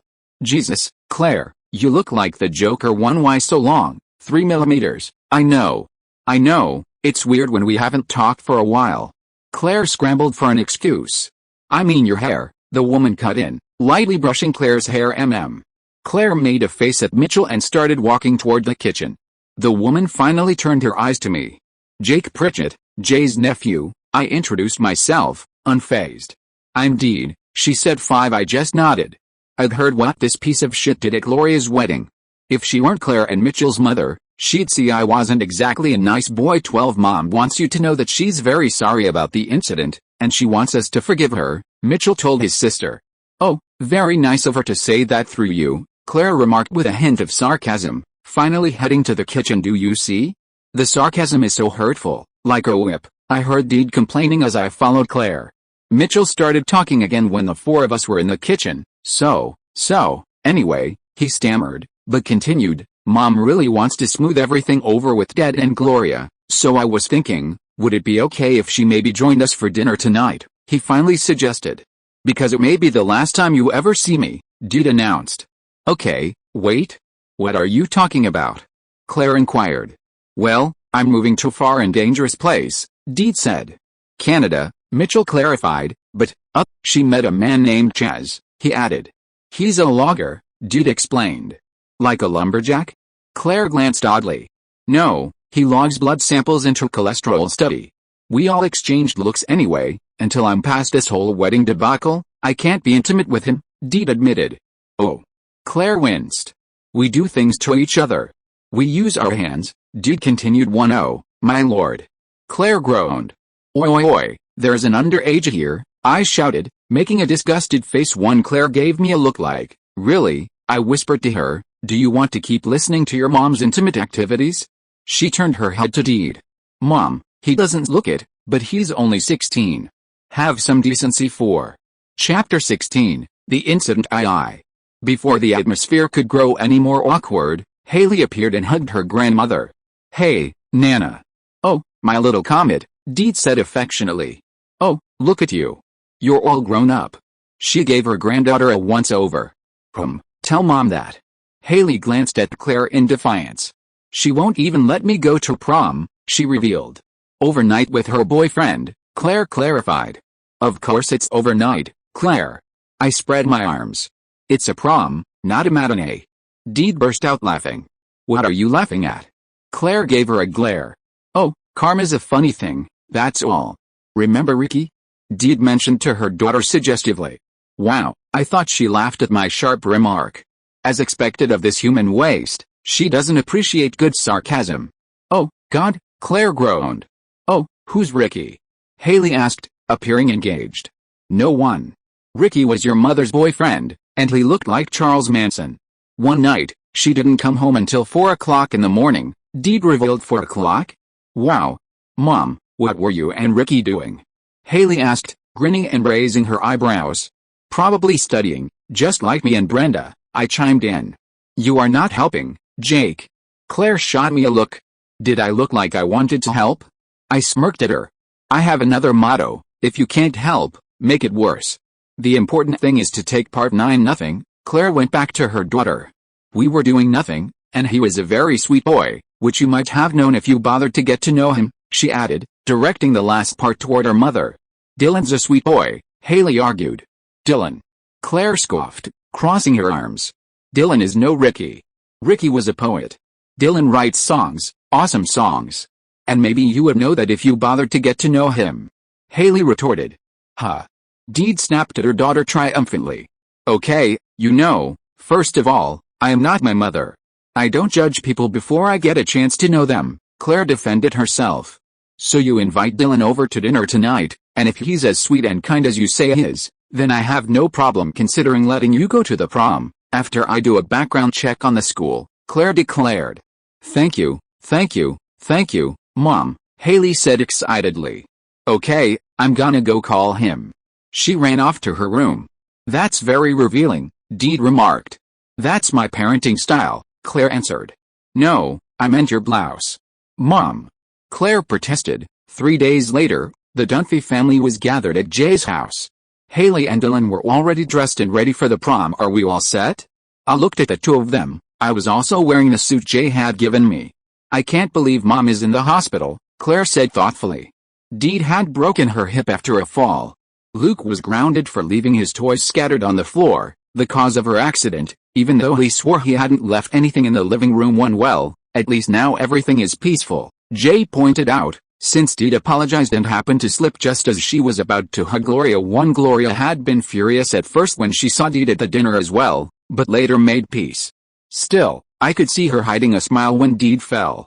Deed has nothing to complain about since she found her closure. Nor does Luke, since he got new toys. We didn't get the chance to hear Dylan sing, Phil sighed, receiving a glare from Claire. I'm sure he can do that at the next family lunch, right Dylan? I asked, looking at Haley's boyfriend. Yes, he replied awkwardly. I can sing the song I wrote for Haley, In the Moonlight, he added, receiving a delighted hug from his girlfriend. Something tells me it was better he didn't sing that night, I murmured. Dumb people tend to do dumb things. Then the intercom rang. It's the limo I rented. Let's go, I said. Remember, I don't want to see you coming back drunk, Claire cautioned Haley, as if that would really stop her. Don't look at me, Claire, I won't take care of these two, I had already warned. It's Brenda's prom, a special day for her. I looked firmly at Haley. She huffed but said, I know how to behave. And Phil intervened, lightening the mood. Let's take one more picture, earning a groan from Haley. Haley looked at the bouquet of flowers I was holding, along with a gift in my hands, and she smirked.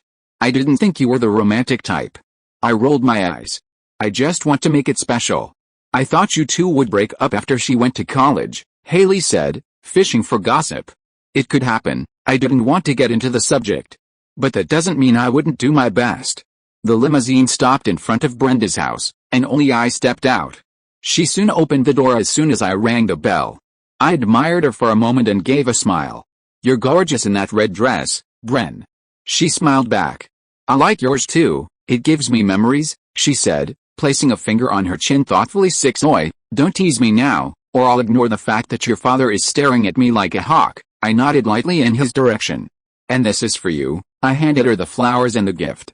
She unwrapped it and saw that it was a Tiffany pendant, a discreet style with a small diamond in the center. I paid $2,000 for it. I didn't want to give something overly luxurious, but neither something unimpressive. It's beautiful, she exclaimed, taking off the one she was wearing and asking me to put it on her, turning her back to me.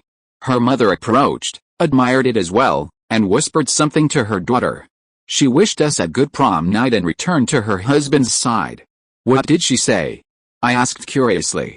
Nothing much, just that she would take that away to improve his mood. 8. Chapter 17, Soccer.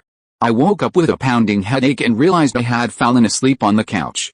I have such a bad headache, Haley muttered as she entered the kitchen. Were you drinking? Claire asked.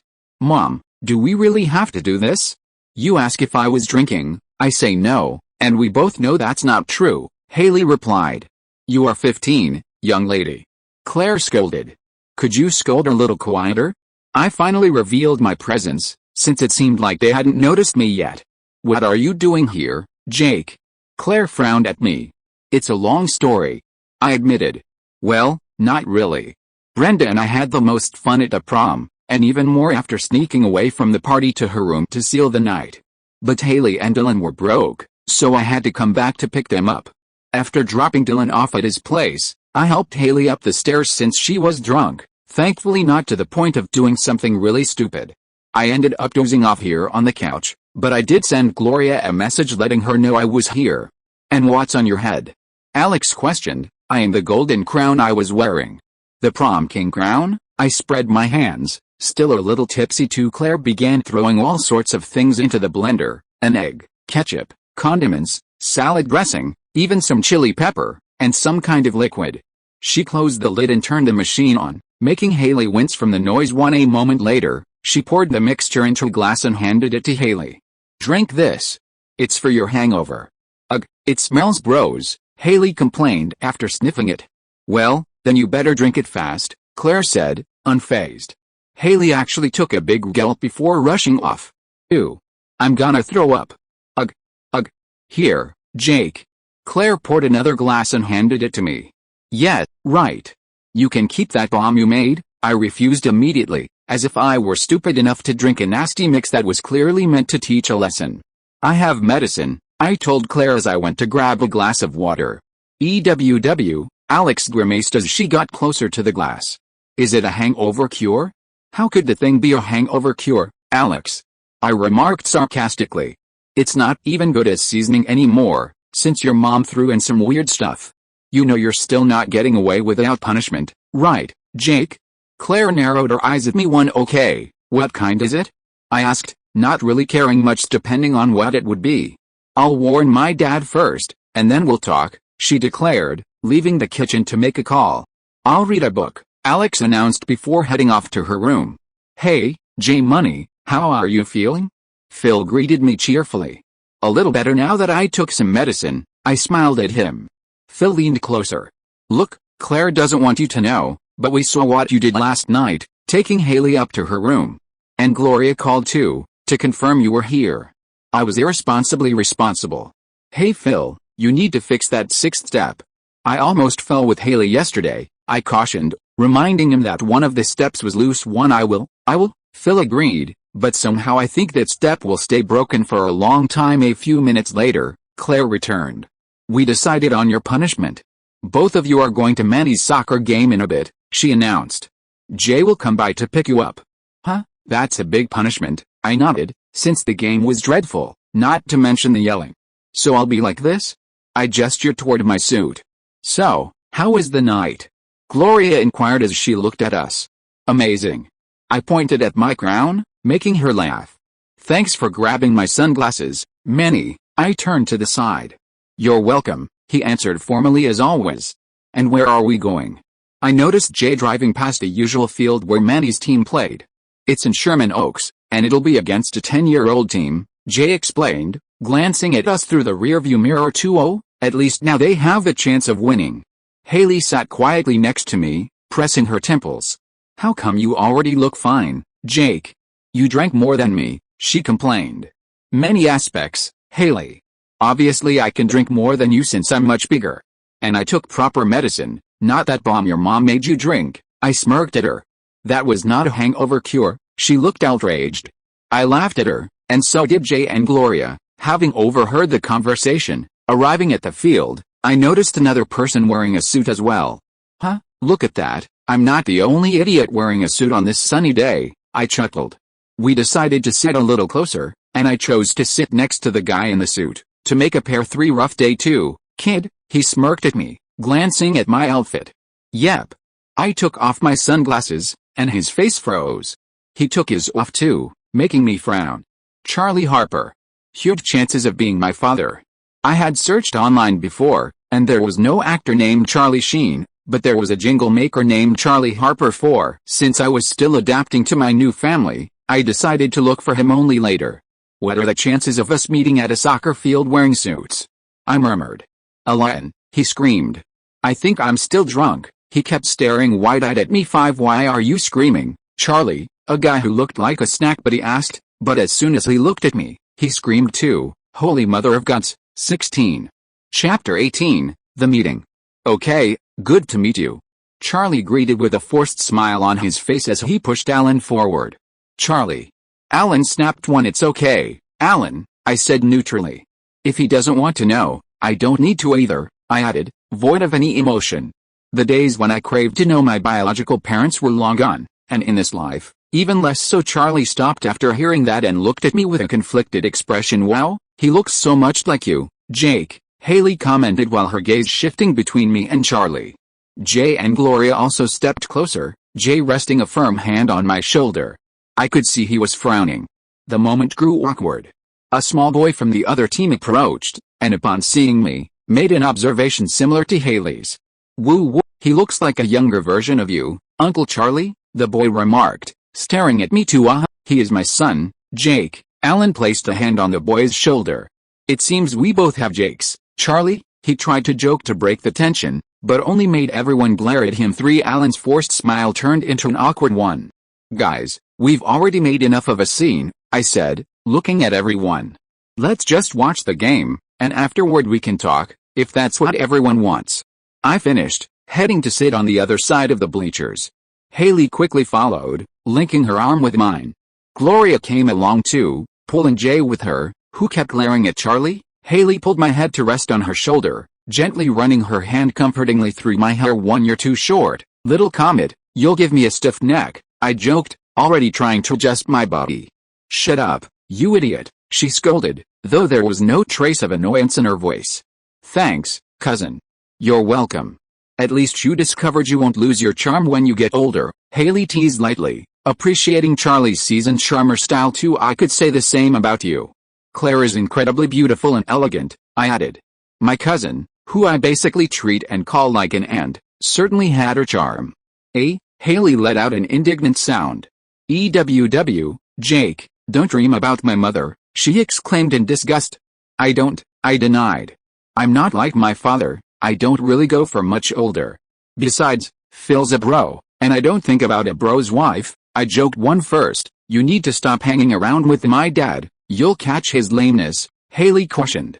And second, is he really your father, she asked, eyes fixed on me, her voice nearly a whisper. I didn't say Charlie is my dad. But I do know the real reason my mother moved to Delaware and cut ties with the family. It was because she was 44 and my father was 20 when she got pregnant, I revealed. 5. She was ashamed of having had a child with someone so much younger and couldn't bear everyone's judgment. So she decided to move to the other side of the country and raise the child alone. And about the first point, I lifted Haley's chin gently with a finger. Do you think these can turn into lameness? I teased with a smirk, making her a little shy too. Don't you think we already have enough family drama without you two adding incest? Jay commented sarcastically, leaning his face closer to us. 5. It's not, Jay. There are no American laws prohibiting relationships between second cousins, and the Catholic Church stopped forbidding them back in 1215, at the Fourth Lateran Council. I corrected him. 1. You're starting to sound like Alex. Haley murmured. I ignored her and concluded, besides, we both have partners, I'm not a cheater. 1. At last you have some principles, Jay snorted grumpily. Gloria also ran her hand through my hair. You know we'll always be by your side, me Nino, she said affectionately. Thanks Gloria too. After finishing the game, Manny came over, excited that his team had finally won for once. Nice one, kiddo. I praised Manny, but soon noticed Charlie approaching as well, with Alan and his nephew right behind him.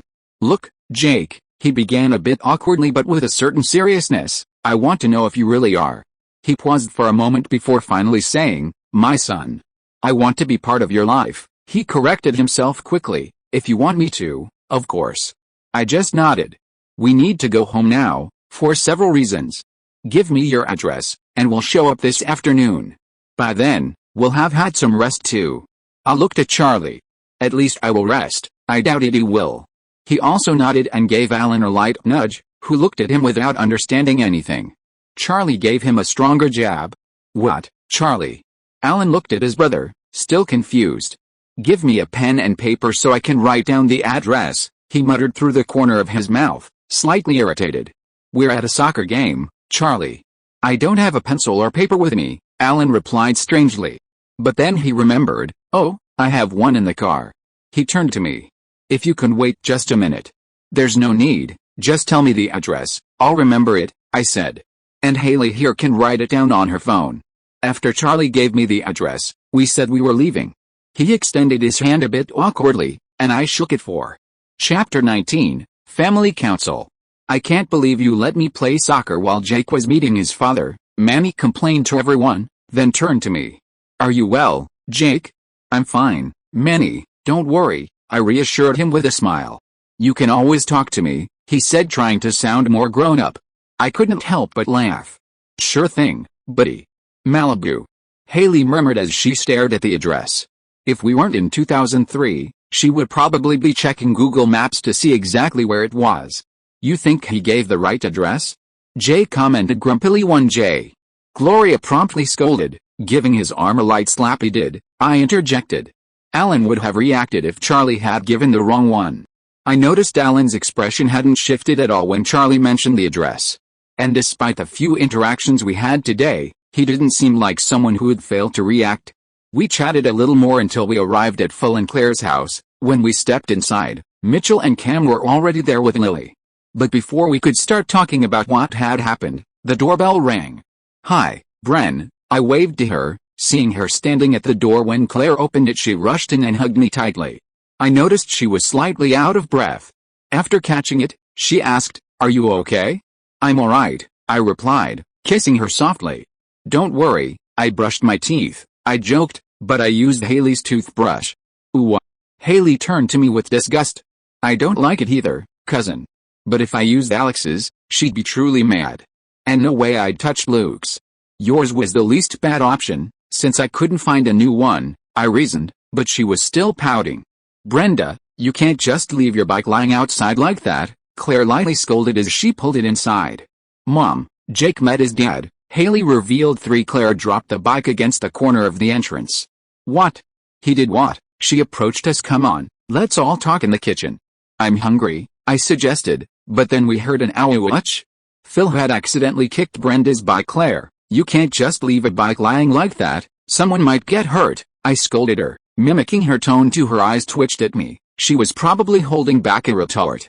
Haley stifled a laugh, Brenda doing the same, burying her face in my chest. Then everyone gathered in the living room, which was also connected to the kitchen, discussing who would go that afternoon to Charlie's house after hearing the story. I obviously will go, I'm his second mother, Gloria affirmed with her usual accent. And I'm his brother, Manny agreed. I will go, Jay said succinctly, with a look that made it clear he wasn't open to negotiation. I'm his cool uncle. Phil started, but was cut off by his wife. I think I should go, I'm better at handling cases like this, Claire declared. That is very true, Claire's an expert in daddy issues, Mitchell muttered a bit too loudly for Claire snapped her head in his direction and mocked, you are one to talk, then did an imitation of Mitchell. Claire, do you think mommy will be okay? I did not say that, Mitchell retorted and began bickering with Claire. Okay, you two, Jay stepped in exasperatedly to separate them. Cam raised his hand dramatically while holding Lily with the other. And what about me? Nobody even considers me. I can totally help. Shouldn't we all ask the one who is actually the most involved? Alex commented sarcastically, making everyone finally turn to me. Pass me more scallions, Bren, I said first. I was calmly making scrambled eggs with bacon while listening to the discussion. Then I spoke to everyone who was staring at me. I'm okay with whatever you all decide. I turned my focus back to the stove, finally pouring the whiskey into the pan filled with bananas. I was making bananas flambé for dessert.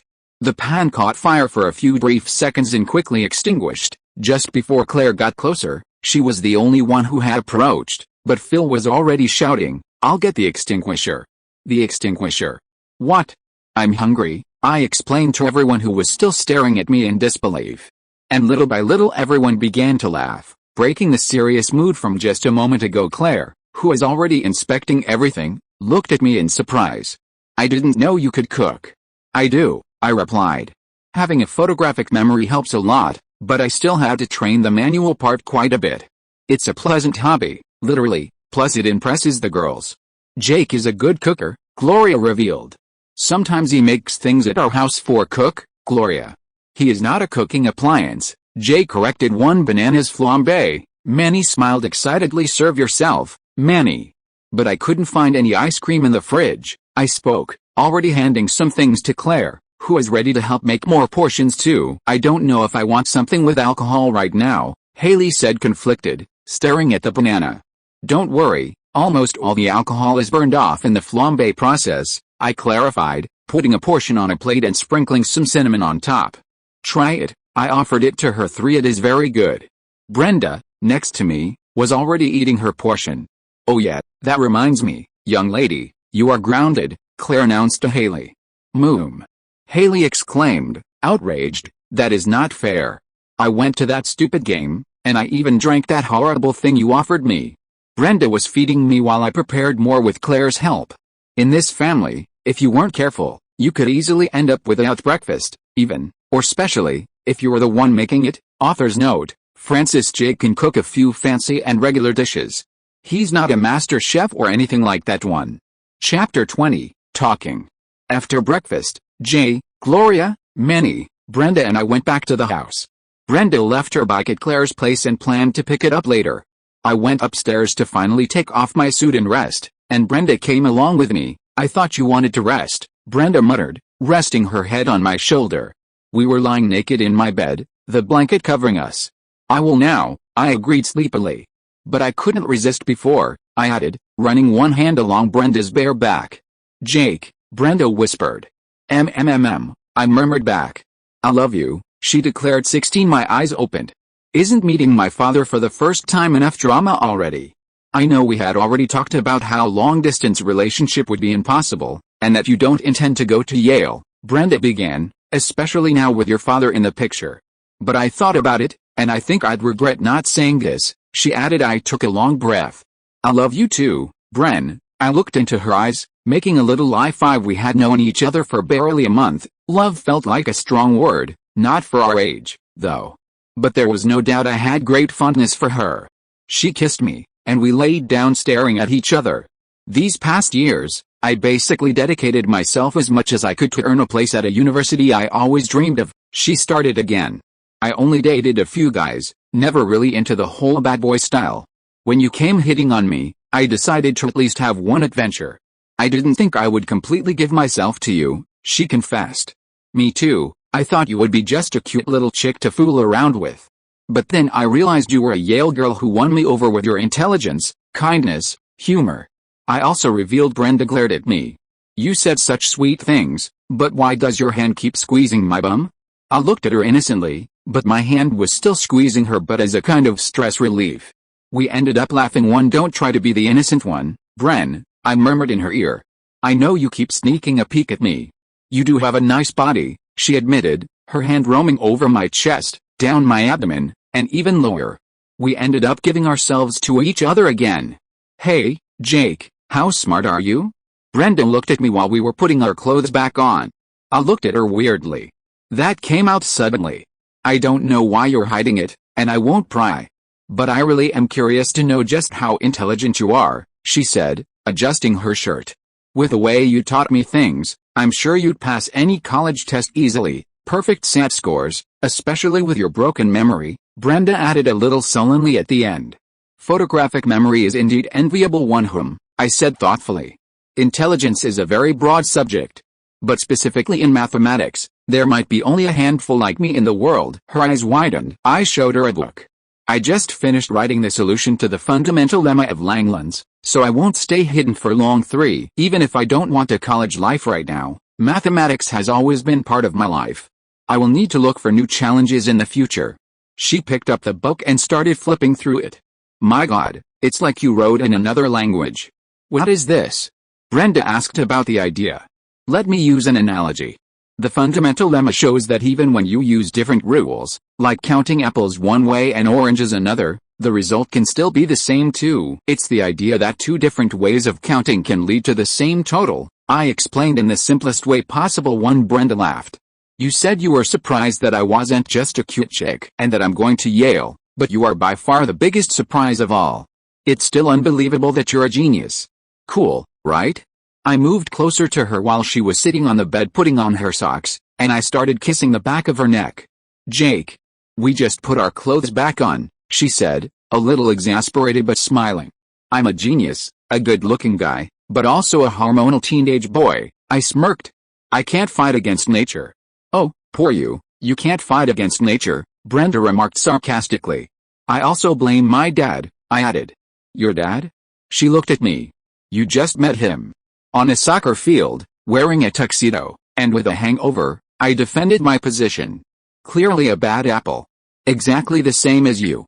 Yet, but in my case I was lured by an older girl to her room yesterday. I pulled Brenda back under the blanket again. I went downstairs and had a big cup of coffee, since I ended up not taking a nap. After a while Claire and Mitchell showed up. In the end, it was decided that Gloria, J, Mitchell and Claire would go for why Mitchell? Even though I had little contact with him.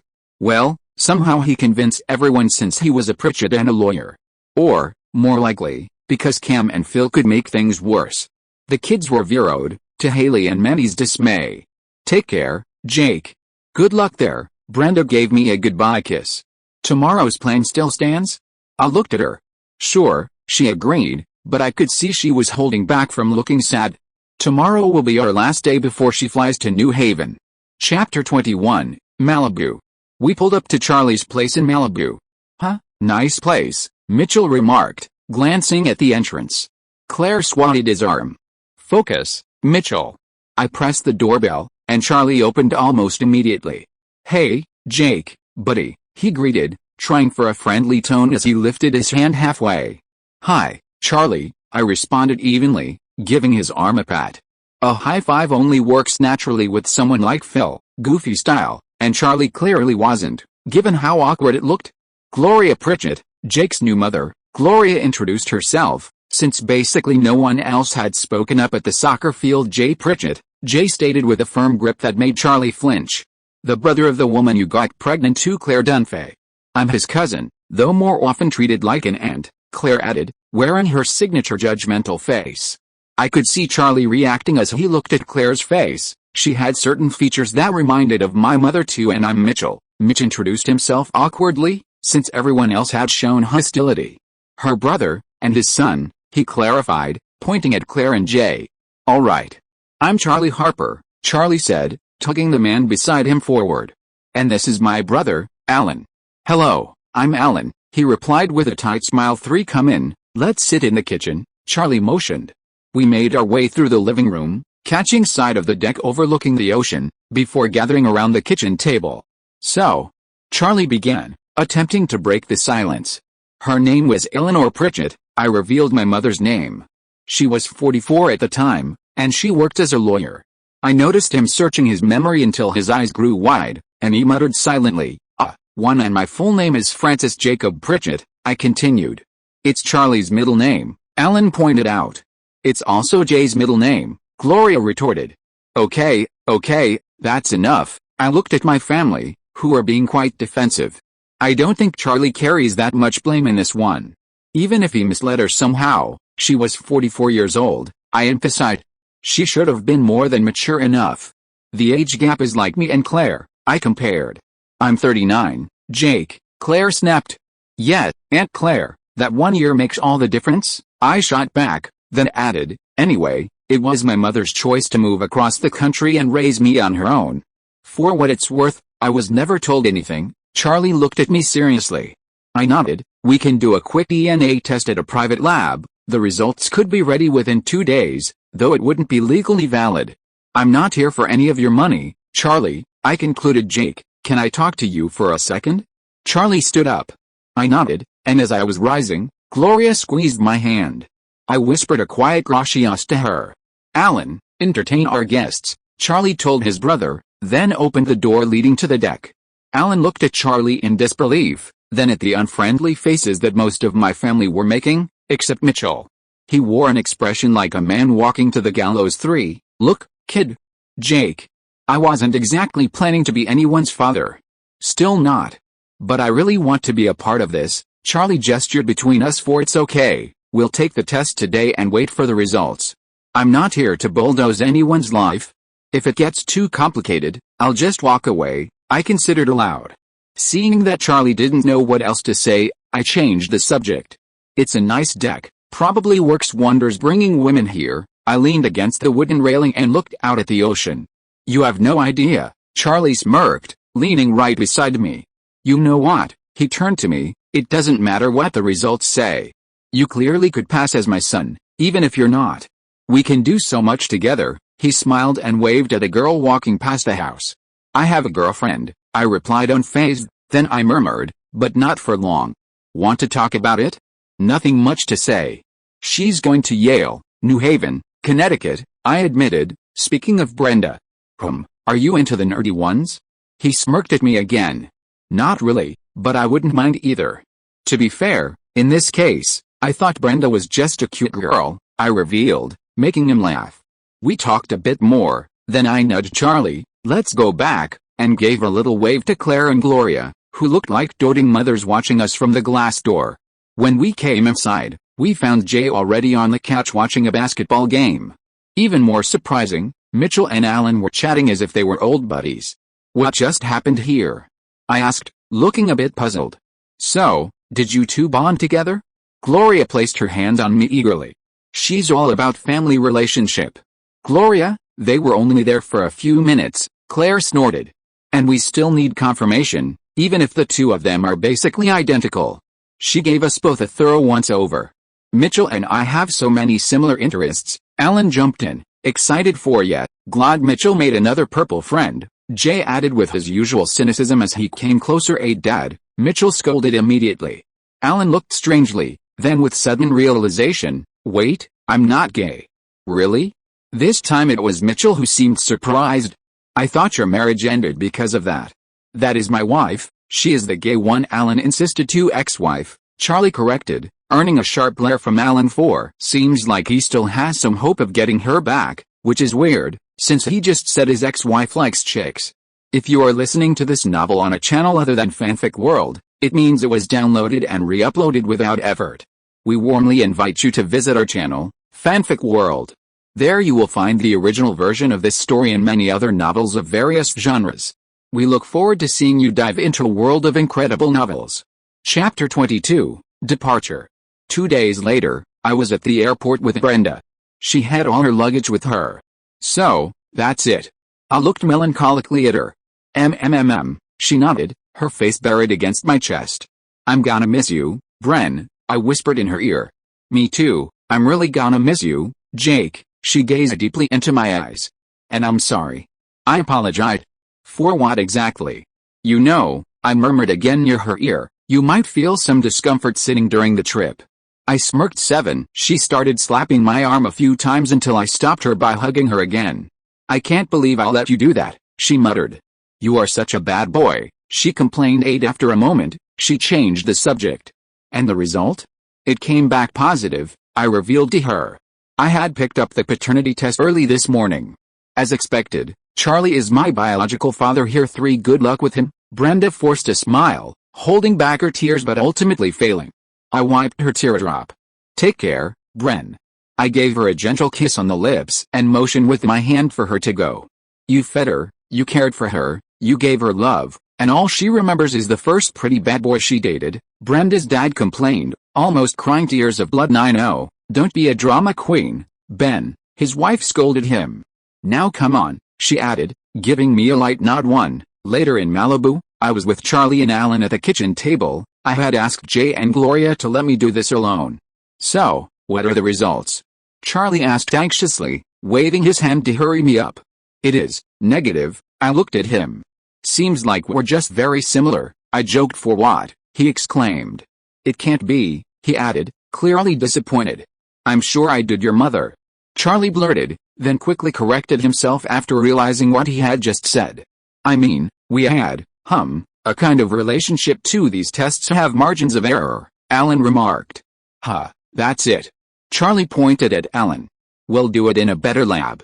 Charlie, why are you so frustrated? I looked at him strangely. I thought you didn't want a kid. I don't. I mean, I didn't, Charlie said, confused. Yesterday I couldn't even get laid because I ended up blabbing out let's have a kid before, you know, he revealed. I winced. Not exactly the kind of thing you say if you just want something casual. That's a lot coming from Charlie, Jake. Alan turned to me. It's like a fat lady blurting out that she prefers broccoli in front of a chocolate cake, he continued with an analogy. Or you, not saying let's get married after the first time, Charlie retorted one before they could start bickering. I intervened. Okay, you pass. I lied. The result came back positive. You are my father, Charlie, I finally revealed. To what? They shouted in unison. Hey, you lied to me? You make it like a test. Charlie screamed, outraged. You are grounded, young man. How can I be grounded? I don't even live here, I lightly mocked him. Charlie thought for a moment. You'll have a room here.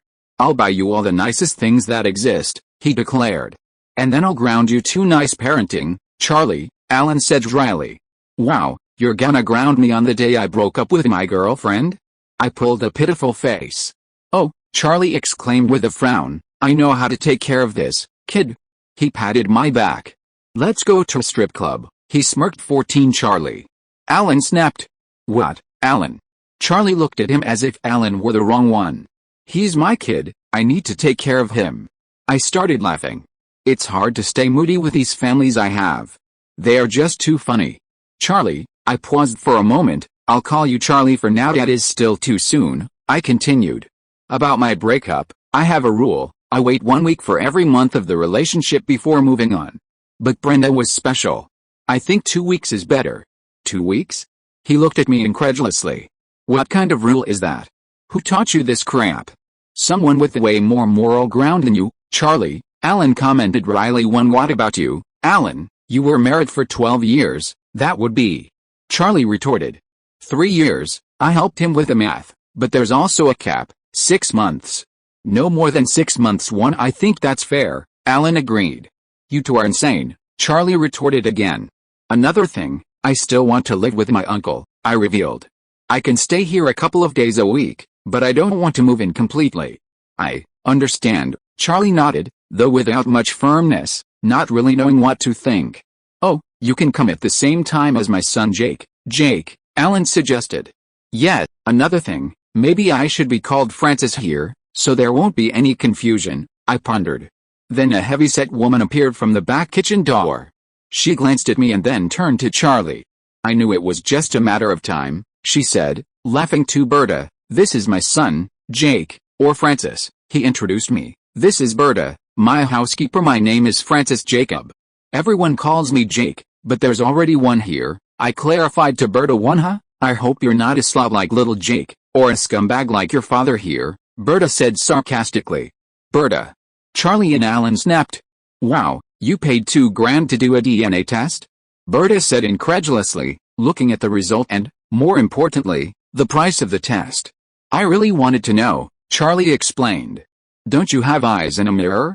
Berta scoffed. You rich people really don't have better things to do, she added as she went off to tidy the house. 12, author note, hey guys, first week completed. As for Charlie, he obviously won't be killed by a rose. And there won't be a daughter like in the show. If I ever decide to give him a daughter, it would have to be a really good idea. She definitely won't be that one. 11. Please leave a review if you're enjoying it. Chapter 23, Room. The next morning, I was having breakfast with Gloria, Jay, and Manny. You'll only stay there a few days a week, probably 2? Manny inquired once more. Yes, I'll still live here most of the time, I reassured him. Jay looked displeased but stayed silent. It's good that you're bonding, Gloria encouraged warmly. After chatting a bit longer, I headed to Malibu too. I stood in the bedroom Charlie had assigned to me, the second best in the house, a suite connected to an office with a private door leading outside. You don't need to worry, Charlie remarked with a sly grin from the doorway. If the girl's too shy, she can come in through the office entrance. He gestured toward the adjoining space. You can redecorate the office, make it yours if you want. Yep, Charlie never touched that place, Berta quipped dryly. After all, it's meant for work, she jabbed. Oh yeah, Berta, I responded, handing her a handful of $100 bills. For the extra work you'll have with me around. And don't worry, I'll keep this bonus regular. I motioned casually. Just make sure I always have clean sheets, fresh towels, and that the room smells nice. Berta accepted the money, glanced at me, then turned to Charlie. He's way too smart to be your son. Are you sure that DNA test was right? Charlie glared at her without a word. I've already moved all my stuff into the maid's room, Alan mentioned as he entered the living room with a slightly forced smile. I nodded, feeling no guilt for taking the room he'd been using. After all, my uncle would only be staying here temporarily 17, so Jake is taking the other room? I questioned. Yes. I want him to feel comfortable whenever he's here, Alan confirmed. The doorbell chimed a moment later. That must be him and Judith, Alan noted as he went to answer the door, with us following behind. When we reached the entrance, I saw a little boy stepping inside. Mom, come see my room. Jake yelled as he rolled into the living room on his scooter. Hey, Jake. I greeted him.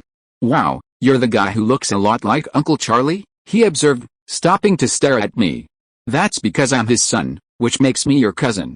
Call me Francis, I said with a friendly pat on his back. 3 cool, he exclaimed with excitement. Hello, my name is Judith, Jake's mother, the woman carrying a box introduced herself. Francis Jacob. People usually call me Jake, but here I prefer Francis, so there's no confusion, I explained. From what I'd heard from Charlie, Judith wasn't exactly pleasant company. Hey, Uncle Charlie, you've got a son now? Jake asked when he saw his uncle coming from the hallway. Hi, shorty. Yep, Francis here is gonna stay with us a few days a week, just like you, Charlie announced cheerfully. Wow, that's so cool. Jake shouted again before running off to his room. Hello, Charlie, Judith greeted curtly. Hi, Judith. What brings you here? Charlie questioned.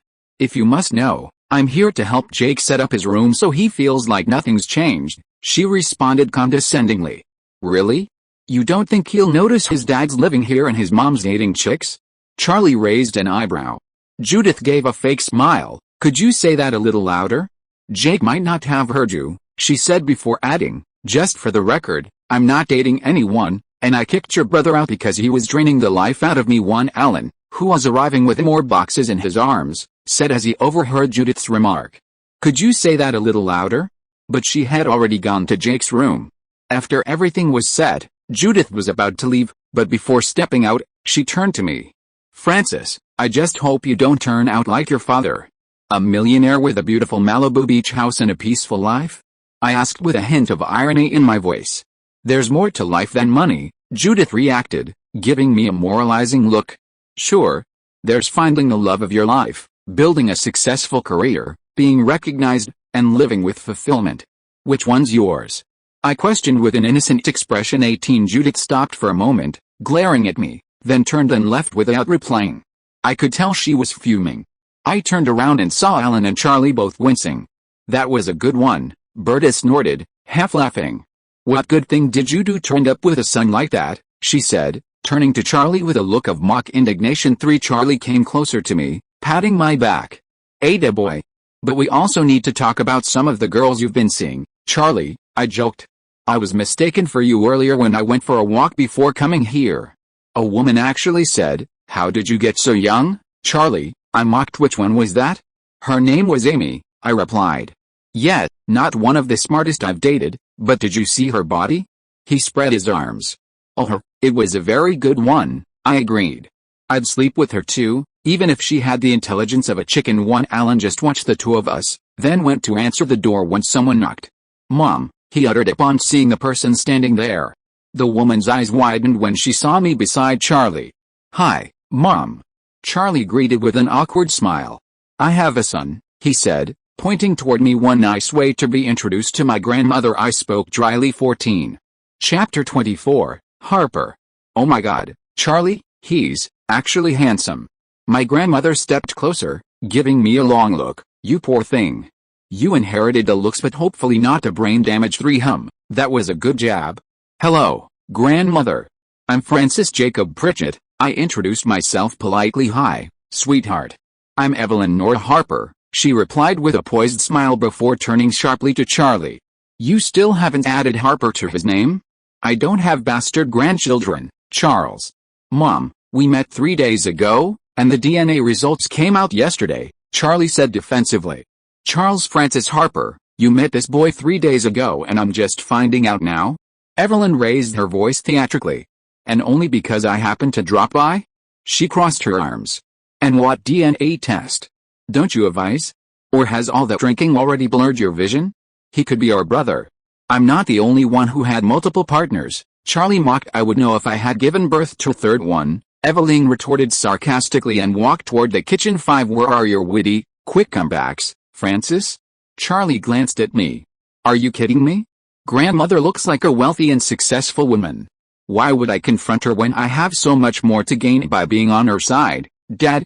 I explained too. Even though I already had plenty of money, having one more person with strong connections is never a bad thing. There's no reason for me to go against her, unless she crosses the line. 3 You called me Dad, Charlie said with a wide grin, placing his hand on my shoulder. But wait, what do you mean by being on her side? You're supposed to be on my side. I can do both, don't worry, I replied calmly, and we all headed to the kitchen. Evelyn was already pulling a few papers from the folder she was holding. Francis, dear, we'll talk in a moment. Grandma needs to deal with her other son's problem, grandmother told me. What problem? Alan asked, already reaching for some coffee. This is a list of the top divorce attorneys in Los Angeles, Evelyn said, showing a thick stack of papers. I've made appointments for you with each of them too. I don't need to meet any attorneys. I'm not getting a divorce, Alan denied the idea, pouring coffee into his cup. I'm sure you don't think so, she gave him a sharp look. The point is, if you consult with all the good lawyers, it'll be a conflict of interest for them to represent Judith. 5 She'll be stuck with some ambulance-chasing clown from Van Nuys who'll fold like an origami swan, she explained. I didn't know much about lawyers, but it sounded like a valid tactic. Judging by Judith's personality, she'd probably try to squeeze out as much as possible. I don't want this to be Uncle Alan began, but was cut off by Evelyn. Mommy busted her hump on this, Alan. Thank you, he replied, not really sure what to do. So, Francis, how old are you? Where are you living and studying? Evelyn looked at me. Alan and Charlie also sat down, with Berta appearing as well, mentioning that Jake was in his room playing video games. I'm 16. I turned in January. I'll be studying at Brentwood School, which is very close to where I live, I answered her. I decided to give high school a try. I can always quit if I find it not worth it. Brentwood School is the same one Haley attends, and Jay managed to get me in through his connections. I haven't shown my full intelligence yet, and my record doesn't exactly help. Too good school, Evelyn nodded. You'll be a junior, I presume? Nope, I got expelled from my old school. I'll be doing sophomore year again, I revealed. Why? This time it was Alan who asked. Got caught in libidinous acts, I replied with a straight face. There was no reason to lie about something that sooner or later someone would find out too. Everyone immediately looked at Charlie. Yes, he's your son, Evelyn said dryly. Grandmother, save your judgment for the end of this month. I can prove that intelligence isn't an issue in my case, I told her seriously. I sent a copy of my proof of the fundamental lemma of the Langlands Program to some of the greatest mathematicians alive, Robert Langlands and Pierre Deligne, Institute for Advanced Study, Princeton, James Arthur, University of Toronto, Gérard Lehmann, Université Paris-Sud, Jean-Pierre Serre, Collège de France, Benedict Gross, Harvard University, and Gerald Lambeau, Caltech. 7 The last one was the only surprise I came across while researching the top mathematicians of this era. I remembered him from the movie Good Will Hunting, which doesn't exist in this world, but unfortunately, I couldn't find any William Hunting 2. I would have loved to have another genius to compete with. It serves two purposes. First, I'm reinserting myself into the world of mathematics. It was good to take a break, but now I want to return to it. The second is that I'll gain support and letters of recommendation from several prestigious universities. This will basically shield me from any problems at Brentwood School. I'll have plenty of freedom to do as I please. Only if I did something extremely serious would they even consider punishing me. A prestigious school like that would never expel the second coming of Gauze 1. A few days passed, and I continued balancing the two families I now had. Charlie bought only the best to redecorate my room in Malibu. Now I have a place where I can have fun without much concern, or judgment. 1. Chapter 25, Ferrari. It was already mid-August. I was looking at my bank account with the $1 million I had received from my mother's life insurance today. The payment took longer than expected, and on the other screen, I saw what my Gauze LLC had. $124 million, already showing a 21.5% gross return on my investments, not considering taxes. 6. It's really insane what future knowledge can do in terms of money, and this is just the beginning. Only a few of the calls have actually moved so far. I'm living kinda very frugally, I murmured. I think it's time to buy a car for myself. I like to take cabs, but now that I was back in the market, my 2-week rule had already passed. I would need a car to take the girls for a ride. 12. On a side note, Brenda and I didn't speak at all. We thought it would be better for each of us to go our separate ways to make moving on easier. 4. I walked into one of the luxury dealerships in Los Angeles. I started looking at the cars in the showroom.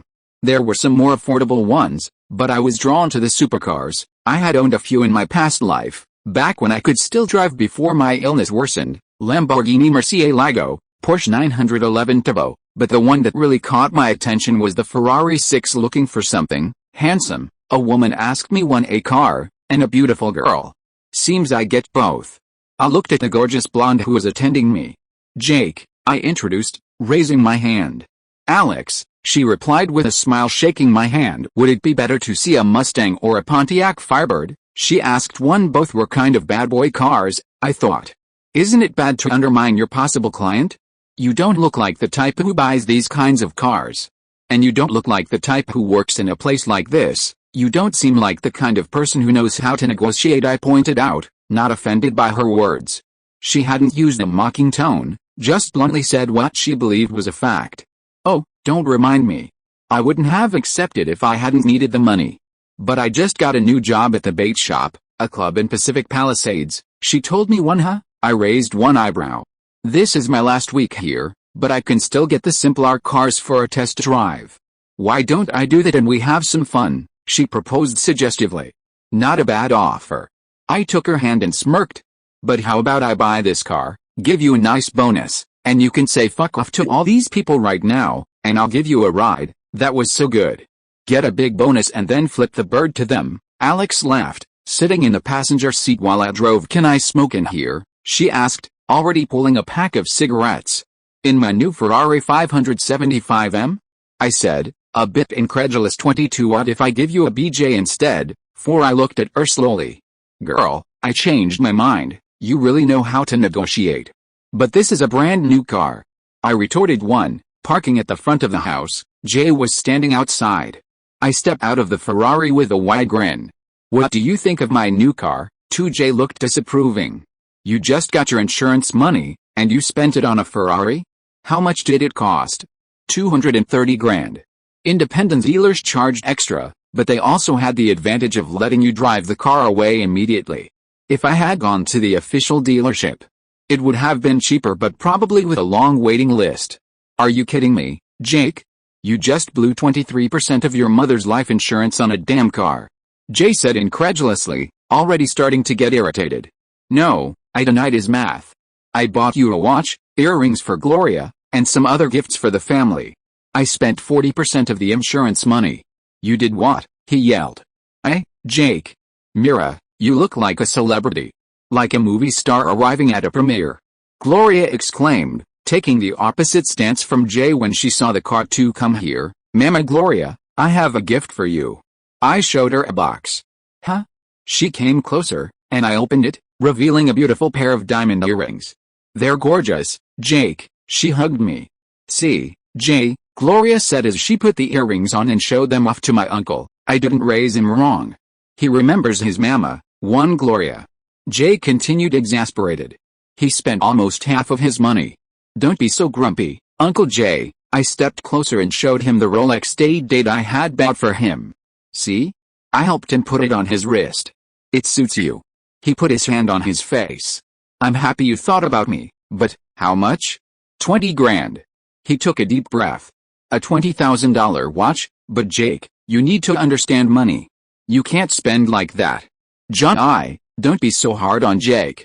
He can live here as long as he wants, he has his dad, he can learn in the future. Let him have some fun, Gloria said, already checking herself in the mirror with her new earrings. Come on, Uncle Jay, I know what I'm doing. Let's take a ride. I tossed him the keys for he grumbled again but got in the car, while I sat in the passenger seat. As he entered, he frowned. Why does this car smell like cigarettes? Are you smoking too? 7. Author's note, the character is Alex Kelly. I intentionally didn't mention her last name. 12. End of this chapter. Thank you so much for reading until the end. Don't forget to give it a like. Looking for more exclusive content and immediate access? Subscribe to our Patreon. Remember, every like, subscription or donation encourages us to continue. Thank you all. See you in the next video.